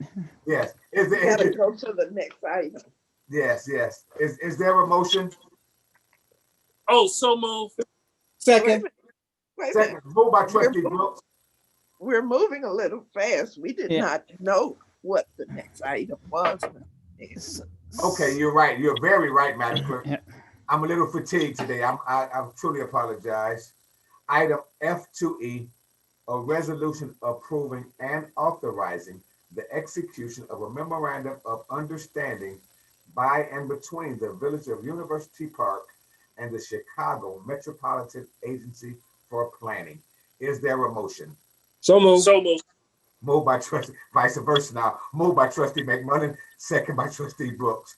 Roll call, Madam Clerk. Trustee Williams, Both sides. trustee Brooks, Both sides. trustee Jenkins Bell, Votes aye. trustee Bolden, Both sides. trustee McMullen, Both sides. Mayor Rudez. Both sides. Mr. Mayor, that's resolution or 2020-47. Thank you, Madam Clerk. Congratulations to Maggie. The entire board looks forward to your CMAP working with us, and we're looking forward to the future projects. Thank We're you. looking forward to it too. Thank you very much. Happy holidays. Same Thanks, to you. Maggie. Thank you. Wait, Maggie, don't Oh, disconnect. yes. Okay, hold on. Okay, bye-bye. Bye-bye. Bye. Item F2F. Resolution accepting the treasurer's report. Item F2G. First, second, and third readings and ordinance levying taxes for general corporate. Mr. Mayor, They're separate, they're separate items, Mayor, Yeah, so I'm the sorry. treasurer, yep. Yeah, item F2F, resolution accepting the treasurer report. Is there a motion? Oh, so moved. Move by Second. Second. Who was the second? Trustee Second. Williams? Bolden, Bolden, okay. I'm saying nothing. Roll call, Madam Clerk. trustee Williams, Both sides. trustee Brooks, Both sides. trustee Jenkins Bell, Votes aye. trustee Bolden, Both sides. trustee McMullen, Both sides. Mayor Rudez. Both sides. Mr. Mayor, that's resolution 2020-48. Item F2G, first, second, and third readings and ordinance levying taxes for general, corporate, and special purposes for the fiscal year beginning May 1, 2020 and ending April 30th, 2021 for the village of University Park, Cook, and Will Counties, Illinois. Is there a motion? So moved. Moved by trustee, Second. second by trustee Bolden. Roll call. Oh, quick comment, Mayor. Can I make a comment? Yes, sir.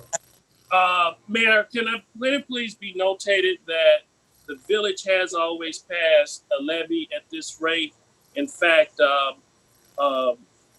if I'm not mistaken, Madam Village Manager, can we make it clear that this levy is for 20, or actually, am I saying it correct? Yeah, this budget and the levy is not coinciding with each other. Am I correct?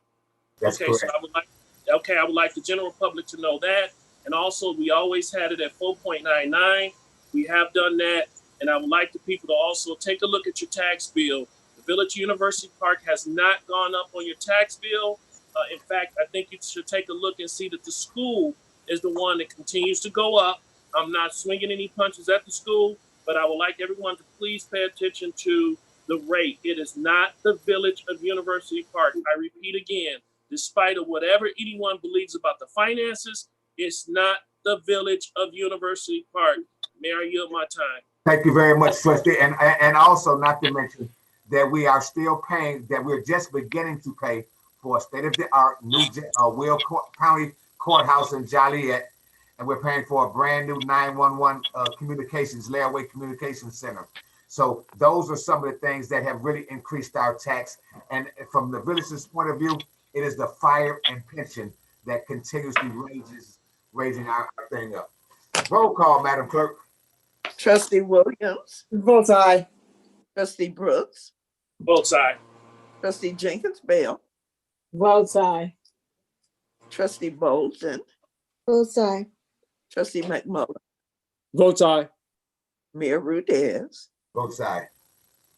Mr. Mayor, that's ordinance O 2020-19.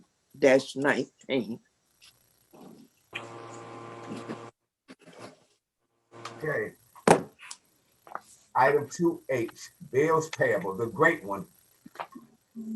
Attached to your approval is a is a listing of general operating expenses for the Village of University Park that occurred on October 28th, 2020 through December 8th, 2020. General Fund, $423,003.13. Golden Bridge, $9,503.40. Town Center Fund, 19,147.51.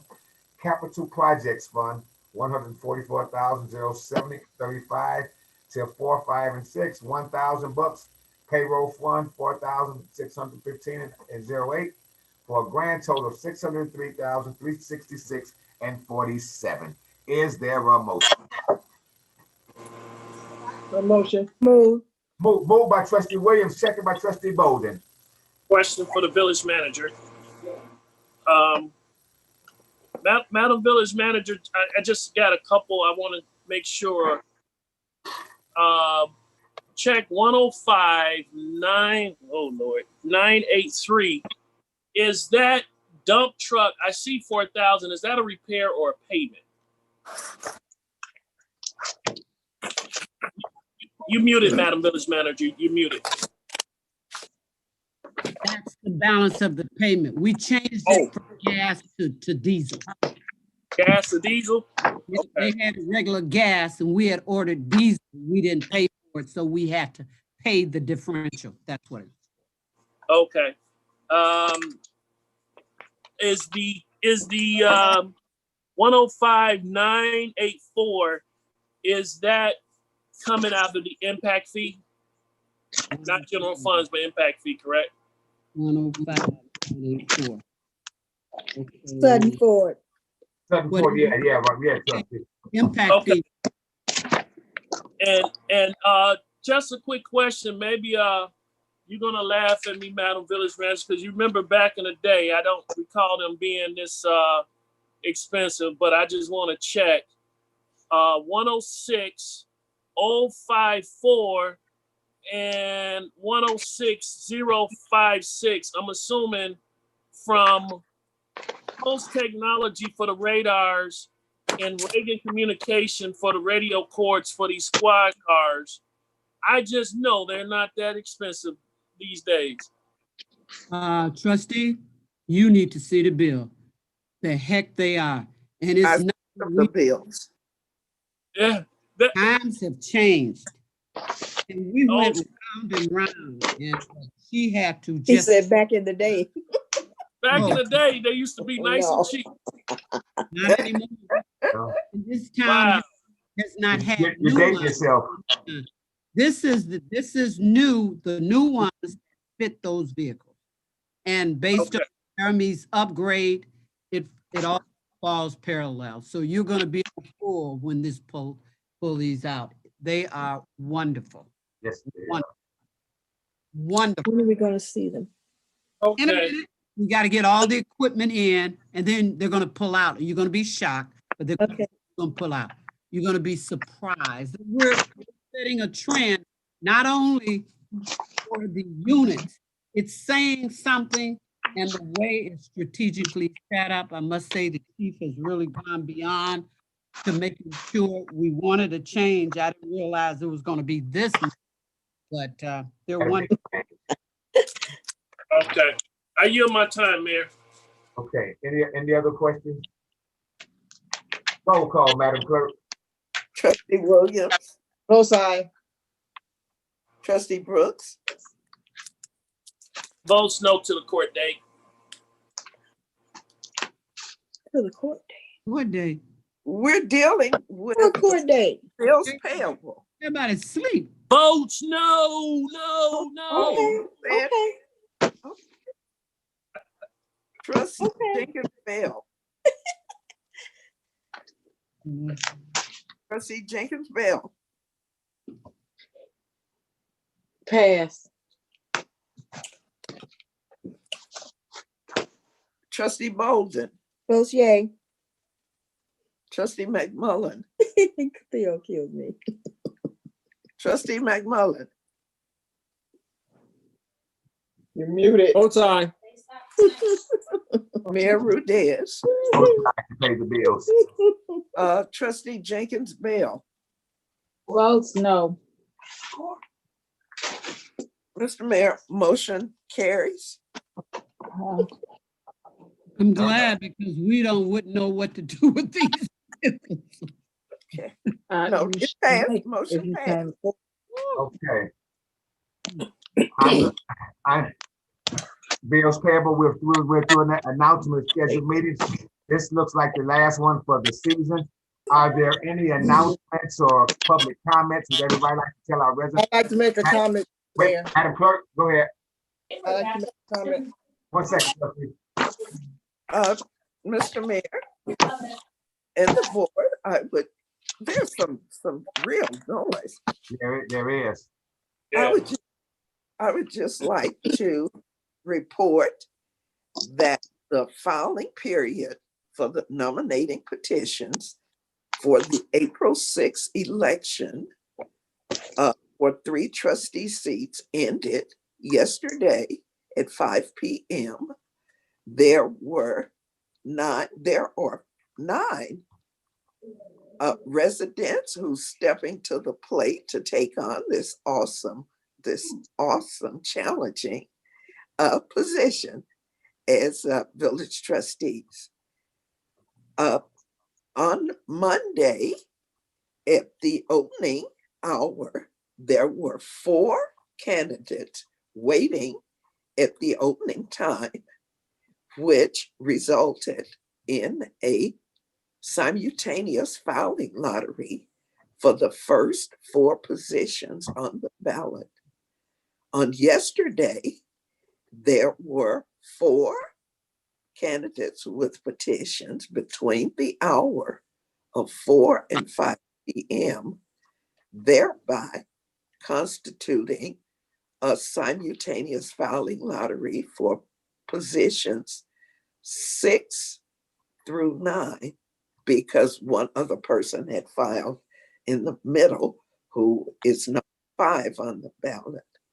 So the simultaneous filing lottery has been scheduled for Monday, December 28th at 10 a.m. at 90 Town Center. It is open, and those candidates can either attend or they can send a representative. And I just want the candidates and the public to know that the process we use from my office is approved by the State Board of Election, where we list the candidates who are in the particular lottery. They're given numbers, they're listed alphabetically by their last name, they're given numbers. And we have numbers 1 through 4 that would correspond to their last names. So we shake them, we put them in, we shake them up and have somebody, usually when we were in the old village hall, there would be somebody coming in and out, but we try and get somebody to pull a number. First number pulled goes to the person who's that number on the ballot. So we will repeat that for the first 4 positions, and then we will repeat it for the last 4 positions. So that's that process. So after that ends is when we start certifying to the county clerks in both Will and Cook County the candidates on the list. I want to wish everybody the happiest, the safest, the most peaceful and profitable Christmas holiday season that you can have. And don't forget, love thy neighbor as thyself. Happy holidays. God bless. That's tough, Madam Clerk. Thank you. Thank you. Can I call now, Mayor? Madam, go ahead, Madam Trustee. Yes. Okay. I would like to say I am very happy that we did get the metro station, railroad tracks straightened out. We worked on that for a long time with the previous mayor, with the previous managers. Now, the people that we have now in place, the mayor and the manager, helped complete it, and it's done. The tracks are perfect. The street getting up there is perfect. But like you said, we need that transportation person because we need the whole street done across going to Cicero. So working on that, try to get that together. So I'm really happy that we pulled that together. Also, you know, I'm going to still talk about that overpass because I still want that overpass. We need it. We got Peatone, we got Vermine, we got Kankakee, we got all these people coming here. I mean, there's a bottleneck. It's going to happen. You know it's going to happen, and we're going to have to do something. But I'm still going to work on that. Also, I think that we should take those stop signs down and put a light, red lights up there, because the traffic is getting very heavy, both ways. So that's what I'm going to be working on. And I also want to wish everybody a Merry Christmas, a Happy New Year. Enjoy yourself, enjoy your family, and stay safe. Thank you, Mayor, sir. can I be recognized? Absolutely, trustee. I want to say Happy New Year, happy holiday season to everybody, to all the constituents out there right now, and happy holidays to the board members and to the mayor and to village manager and to the attorney. I'd like to say happy holidays to you and have a Thank you, safe. sir. Thank you. All right. Thank you, Curtis. Anybody else? Trustee Shirley? I too want to wish everyone a happy New Year and Merry Christmas, and to please stay safe, stay in our little bubbles, and enjoy your Christmas with your families, the immediate families, the ones that you're with, and not having everyone coming in and out of your house. So just please be safe and love one another. Thank you, and have a great holiday. Thank you. Mayor, or Jenkins I'll Bell? let Jenkins Bell. Oh, wait. How much I just time do we wanted have, to say, trustee? I How much wanted time to, do we have?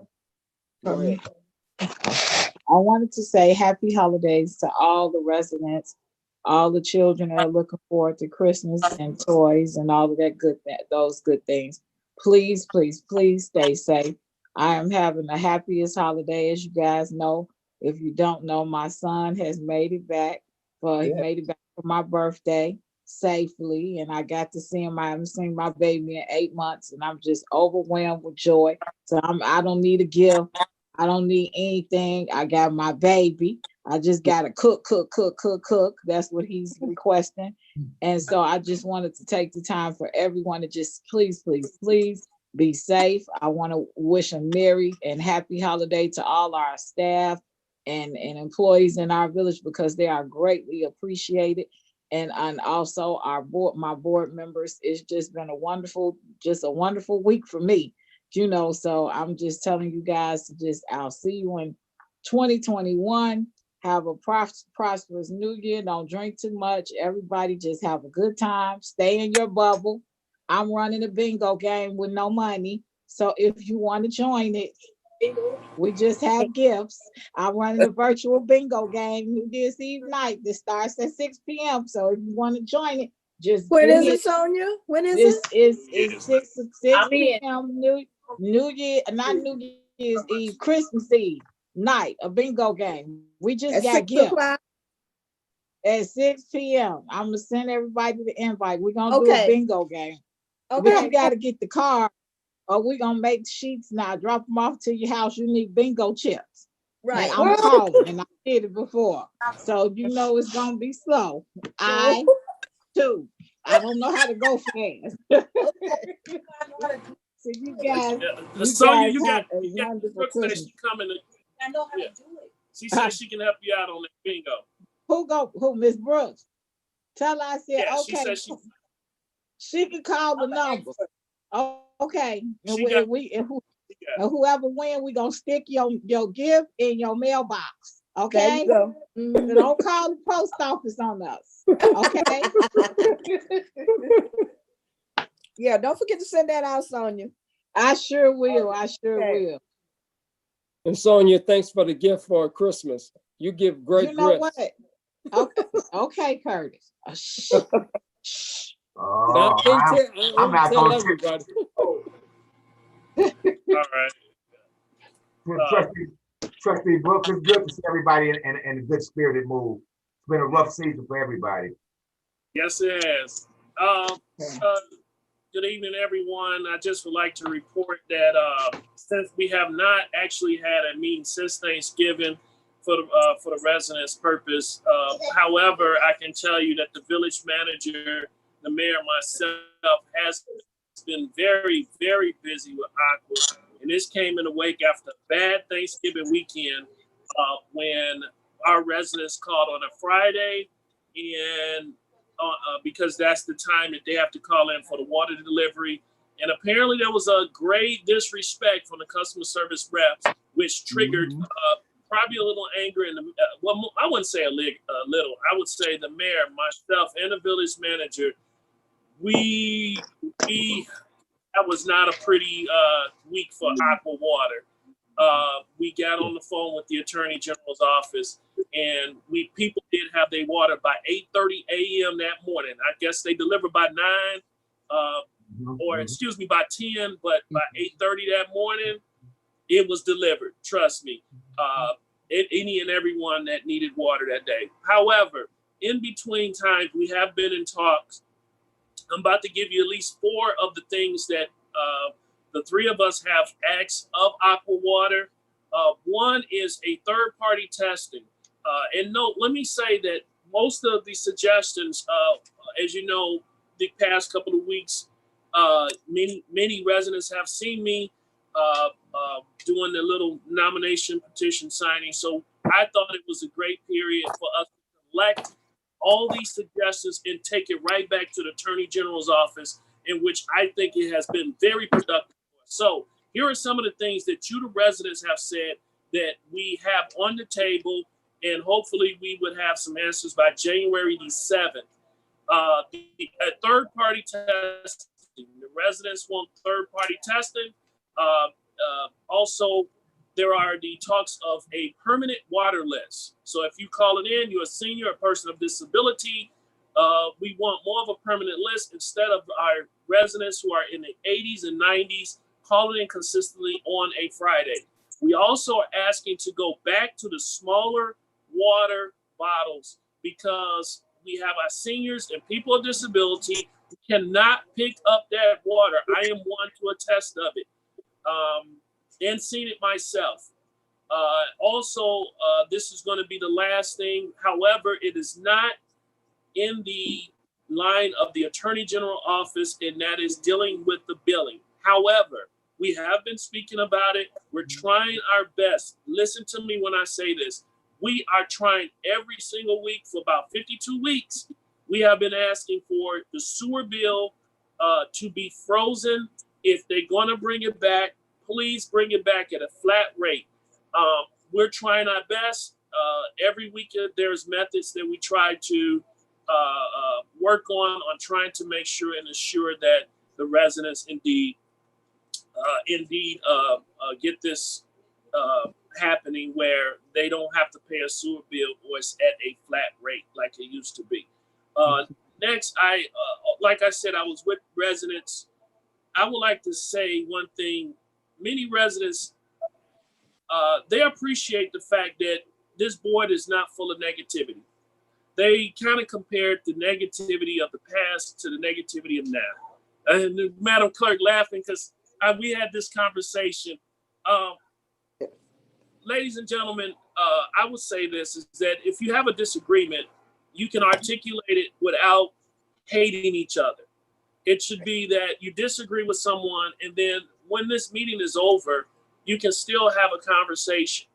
And, you know, I'm quite sure that once this is over, the conversation about the budget is probably going to come in because it's something that we need to handle. I think that you can express something of your disagreement of something and then move on. And I've had residents express that they would like to see that continue. They're not looking to come out and vote for somebody to come in here and raise a holy hell or make it difficult for the chair to hold a meeting. No matter how you may feel about them, there are those who like them. And it doesn't do nothing but divide the village, and that's what they don't want. In saying that, they are very appreciative of the communication that does happen on the board when especially when I guess one gentleman, I won't say his name, but he said, you know, you had a disagreement with the village manager, and you came around and then you made it clear to when you asked the mayor to be recognized that even though you had a disagreement or something with the village manager, you all turned around and worked with something better. And that was what he respected about me, as being a representative of this village. So I would like to thank him for making a comment. It's not only him, it's a few more people. Sugar Shack. Ladies and gentlemen, you have to get over to Sugar Shack. Please, you are missing out. I had just finished walking, and Miss Brooks says she ain't cooking because she done ate already, and she was out. So I said, I'm going to take my way over to Sugar Shack. And those hoagies, ladies and gentlemen, you have to get over there and give that, patriot that place. I know Johnny's is gone, but we have a new place that is bigger and better. Social distancing, cleanliness. I believe that once we are open, you are missing the big screen TVs they have in there, the music and so on. So I told the owner, definitely he's going to get a plug during this meeting. I think we have done a great thing of bringing Sugar Shack here. Lastly, I would like to wish everybody a Merry Christmas. You never know if this is your last Christmas on the board. I'm not going to do no LBJ. I'm not going to pull an LBJ and tell you I will not. That's your time, D. I will not accept the nomination to be here anymore. I won't do that, ladies and gentlemen. But let me say this. I enjoy working for this village. I don't want to break anybody's hearts. My wife is not expecting this, but I don't plan to run for trustee after this term. After I finish this, what's best for the village, I want to leave it in great shape. I do believe 8 years is good enough. I appreciate everything that everyone has done. I appreciate Mayor Rudez when he asks for questions. But should you do elect me as your trustee one more time, that's going to be my last time. So I appreciate campaign. Madam Clerk. Madam Clerk. I was just saying, we're the board meeting. We're in a board meeting, and I just want to say, you never know if this is your last Christmas. And I want to say thank you. Thank you for all that you do. And when it comes to this village, let's please stick together, and let's please do the best that we can to unite. It's never promised to us tomorrow, but I will say is that I've been having a good time as your trustee, and we'll see where this goes. Madam Clerk, I'm promised not keeping it political, but I want to say goodbye. You're keeping it political. Yeah, if that ain't political, I don't know what is. Anybody else would like to make Attorney Miller? Yeah, can I just say I want to thank all you guys. It's been a joy working with you guys. I've been working with you guys the last couple of years, and it's been really great working with you guys. Quite honestly, the first time I ever heard about University Park was when I was in college at Illinois, and my roommate, he had a girlfriend that was from University Park, and I remember thinking, I'm like, wow, are all the girls at University Park look like that? I'm going to have to move there. But it's seriously, it's been great working with you guys. You guys are, I like the fact that you guys all think for yourself, and that's what I enjoy the most about your board. And I wish you and all in your community, Mr. Mayor, Madam Clerk, and all the trustees, I wish all of you guys a Merry Christmas and a Happy New Year. Please stay safe and healthy. Village Manager, you also as well, stay safe and healthy. To all of you guys have a great community, and your citizens should be proud to have you guys representing them, because you guys do an excellent job. Thank you. Thank you, Attorney Miller. Madam Attorney, saying one thing briefly to the residents before we close out. You said briefly, so I'm going to make it real brief. I want to say this: this is end of the year, and you have to do various quarterly reports. This has been very busy for me. I've done quarterly reports to IDOT, CMAP, and STP funding. And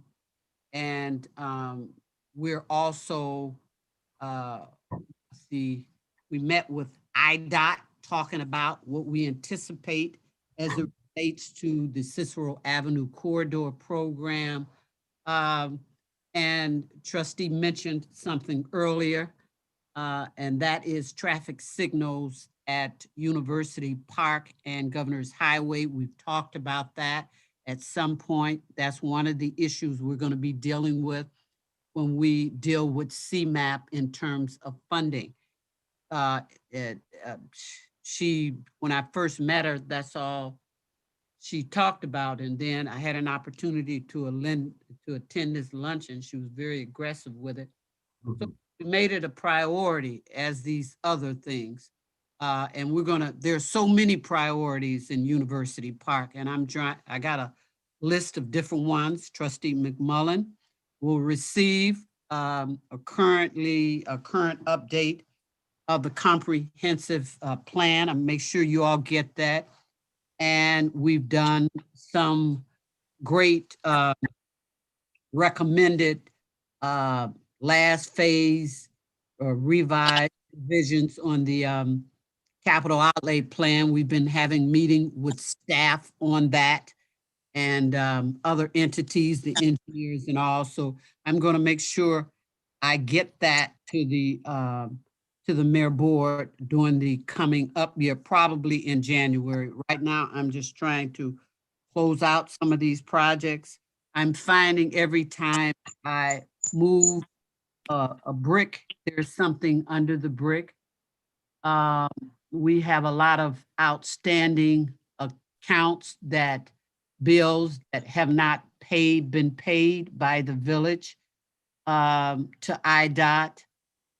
We have pending $89,000 that we're laying this village and some other IDOT projects pending payments that were accompanied other entities. So there are a lot of avenues I'm trying to cover. My office looks like a train wreck the minute I get it back together. It's another project. Let me just mention one thing today. I just got a call, and I'm going to be very pragmatic on just discussing it, just in case people wanted to know what happened today. I think it was Dalton, South Holland, one of the two. And Chicago. It started in Chicago. Okay, but I'm going to tell the part. I don't know if we're talking about the same thing about the chase into University Park. Yes, yes. I didn't want to, okay. But there were about 40 police officers involved in it, a lot of shooting, crashing of police vehicle cars. But I do want to say, without getting into detail, even though University Park was in fact more or less a standby, observant kind of entity, and a lot of shooting going on. As it was explained to me, nobody was injured here. I must say that this year, I have had an opportunity to meet all but 4 employees of the village. I have learned about all the employees, every department. They have had an opportunity to meet me, and I have talked extensively about them and our appreciation for that. And I found it to be very rewarding. Next year, in January, I'm going to make it my business. I like to go on calls with the PD. I like to go on some of the calls with the fire department, and I will be on the trucks with Public Works. I am a hands-on village manager, and if you hear it, it's true, it's going to be. And what's best to learn by OJT? We all know about OJT. So I want to really get involved with these guys. I hear it verbally, but I really want to see what's going on. And I'm going to continue to try to get monies to get additional equipment. Village department needs equipment. Public Works has repaired the soft salt shed until we can in fact have one built. They've done a wonderful job. As you know, salt is only as good as its level of iodine. And the reason why we've been having problems in the past, if you've driven to the east side of the salt shed, you've seen big old openings where through snow and rain, it just comes right on in, and the iodine in the salt just travels and absorbs in the ground. So when you put out the salt, it may not be as effective. That has been greatly repaired and it looks wonderful. I gave the accolades to Public Works because they did a wonderful job. They've cleaned chips. They've totally cleaned up over there and I'm really proud of them. They're coordinating the situation with Cook County on Western Avenue and they're doing the same with Will County. The fire department is introducing a new provisional way of sharing and increasing our share of ambulance fund dollars. You can look forward to that during the course of this coming year. They keep us up on the COVID, specifically relating to UP. The police department is growing by leaps and bounds. I walked into the police department when I first came here. It was so filthy. You were so focused on the filth in that department. You just wondered how you could do anything but that. That place is unbelievable. It's clean. Staff keep it clean. Sanitized. Yeah, it's wonderful. It's wonderful over there. The fire department is the same. Public Works, it is the same. I continue to commend them on the coordination and the working with each department. It's improved 100% prior to me coming in here. But I just want to say, guys, that the employees of the all departments are working and their work is being notably done. We're all set, salt ready, bid it proper, got state approval, got the first order. We're doing great in all departments. I spent a day in the department and I've been looking at the IT in all department. All of that is being upgraded within the scope of guidance we have and what it does. So I just want to tell you guys that staff are doing wonderful jobs out there. And they're like they always say, you can please some of the people some of the time, but you'll never be able to please all the people all of the time, but they are doing a wonderful job. The finance department, people say in the village hall, people are running around. It's so many people, you don't know what you're doing. That is such a misnomer. Everybody is targeted in terms of specific assignments. If we have to restructure, take persons from over here, put that person over there, we don't get any complaints. Everybody has to work wherever, and it's working out. And I want you all, I want to thank you all for allowing me to do that. And I have quite a bit of conversation with the village historian when I'm lost and saying that this doesn't make sense. There has to be, and she leads me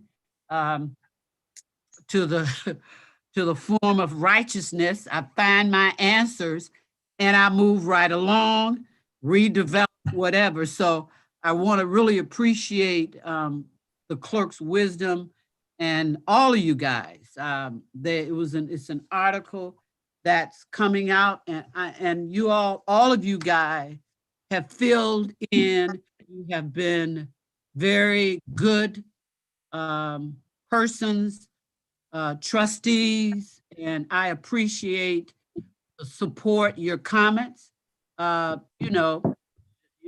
It's like, what they say about everybody's got an opinion, you have a right to it. I respect that. And I'll stop because I understand the mayor is getting restless, but I think I'm equally as tired. So I want to tell you all to have a very, very, very Merry Christmas and Stop, Theo. okay, and a Happy New Year if I don't see you. You're Thank you.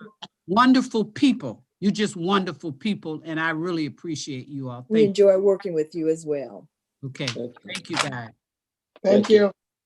Thank you. And I'll be brief, very, very brief. I would just like to say, I think Madam Clerk wants to say something, Mary. oh, Madam Clerk, go ahead. I just wanted to say we rarely have reports of committees, but we do have a report under committees and commissions. Go ahead, Madam Clerk. Oh, let me get to it. See how much we love each other. We don't want to go. No, I just didn't want this to be missed. That's fine. The chair of our Senior Citizens Committee sent a report and asked if I would, as the liaison to that committee and a member, read their during, and it starts to be read at the board meeting. It's 2D from Deborah J. Stroud, Chairman, University Park Senior Citizens Committee, and it's regarding our 2020 Committee Annual Senior Fund Day cancellation and donations. And it reads, in 2019, by village ordinance, members of the University Park Senior Citizens Committee celebrated our 25th anniversary.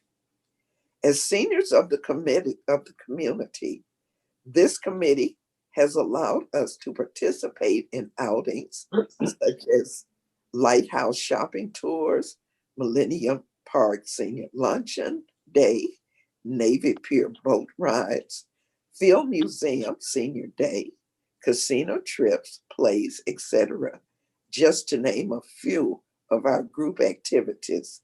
Last year, we even appeared on Windy City Live. We have been hosting an annual Senior Fun Day event on the fourth Wednesday in August. How ironic that on our 26th year, we would have held this event on August 26, 2020. The event allows us to meet, greet, and fellowship with seniors and others. COVID-19 canceled that this year. We have also donated to various organizations in the community. Yet this year, we decided to recognize our essential workers who are overloaded and overburdened due to limited staffing. Since Thanksgiving is for giving thanks, our committee decided to give them thanks by showing our appreciation for what they are doing during COVID-19. Therefore, it gave us great pride to supply to the personnel of the police, fire, and public works departments hand warmers and toe warmers. Although it was a small donation, it was quite rewarding for us to be able to acknowledge those that must provide much needed services to our residents. So until we and others can all meet again in 2021, we ask that everyone stay safe, stay prayed up, and remember that COVID-19 is dangerous. Deborah J. Stroud, Chair, University Park Senior Citizens Committee. Well, thank you very much, Madam Clerk.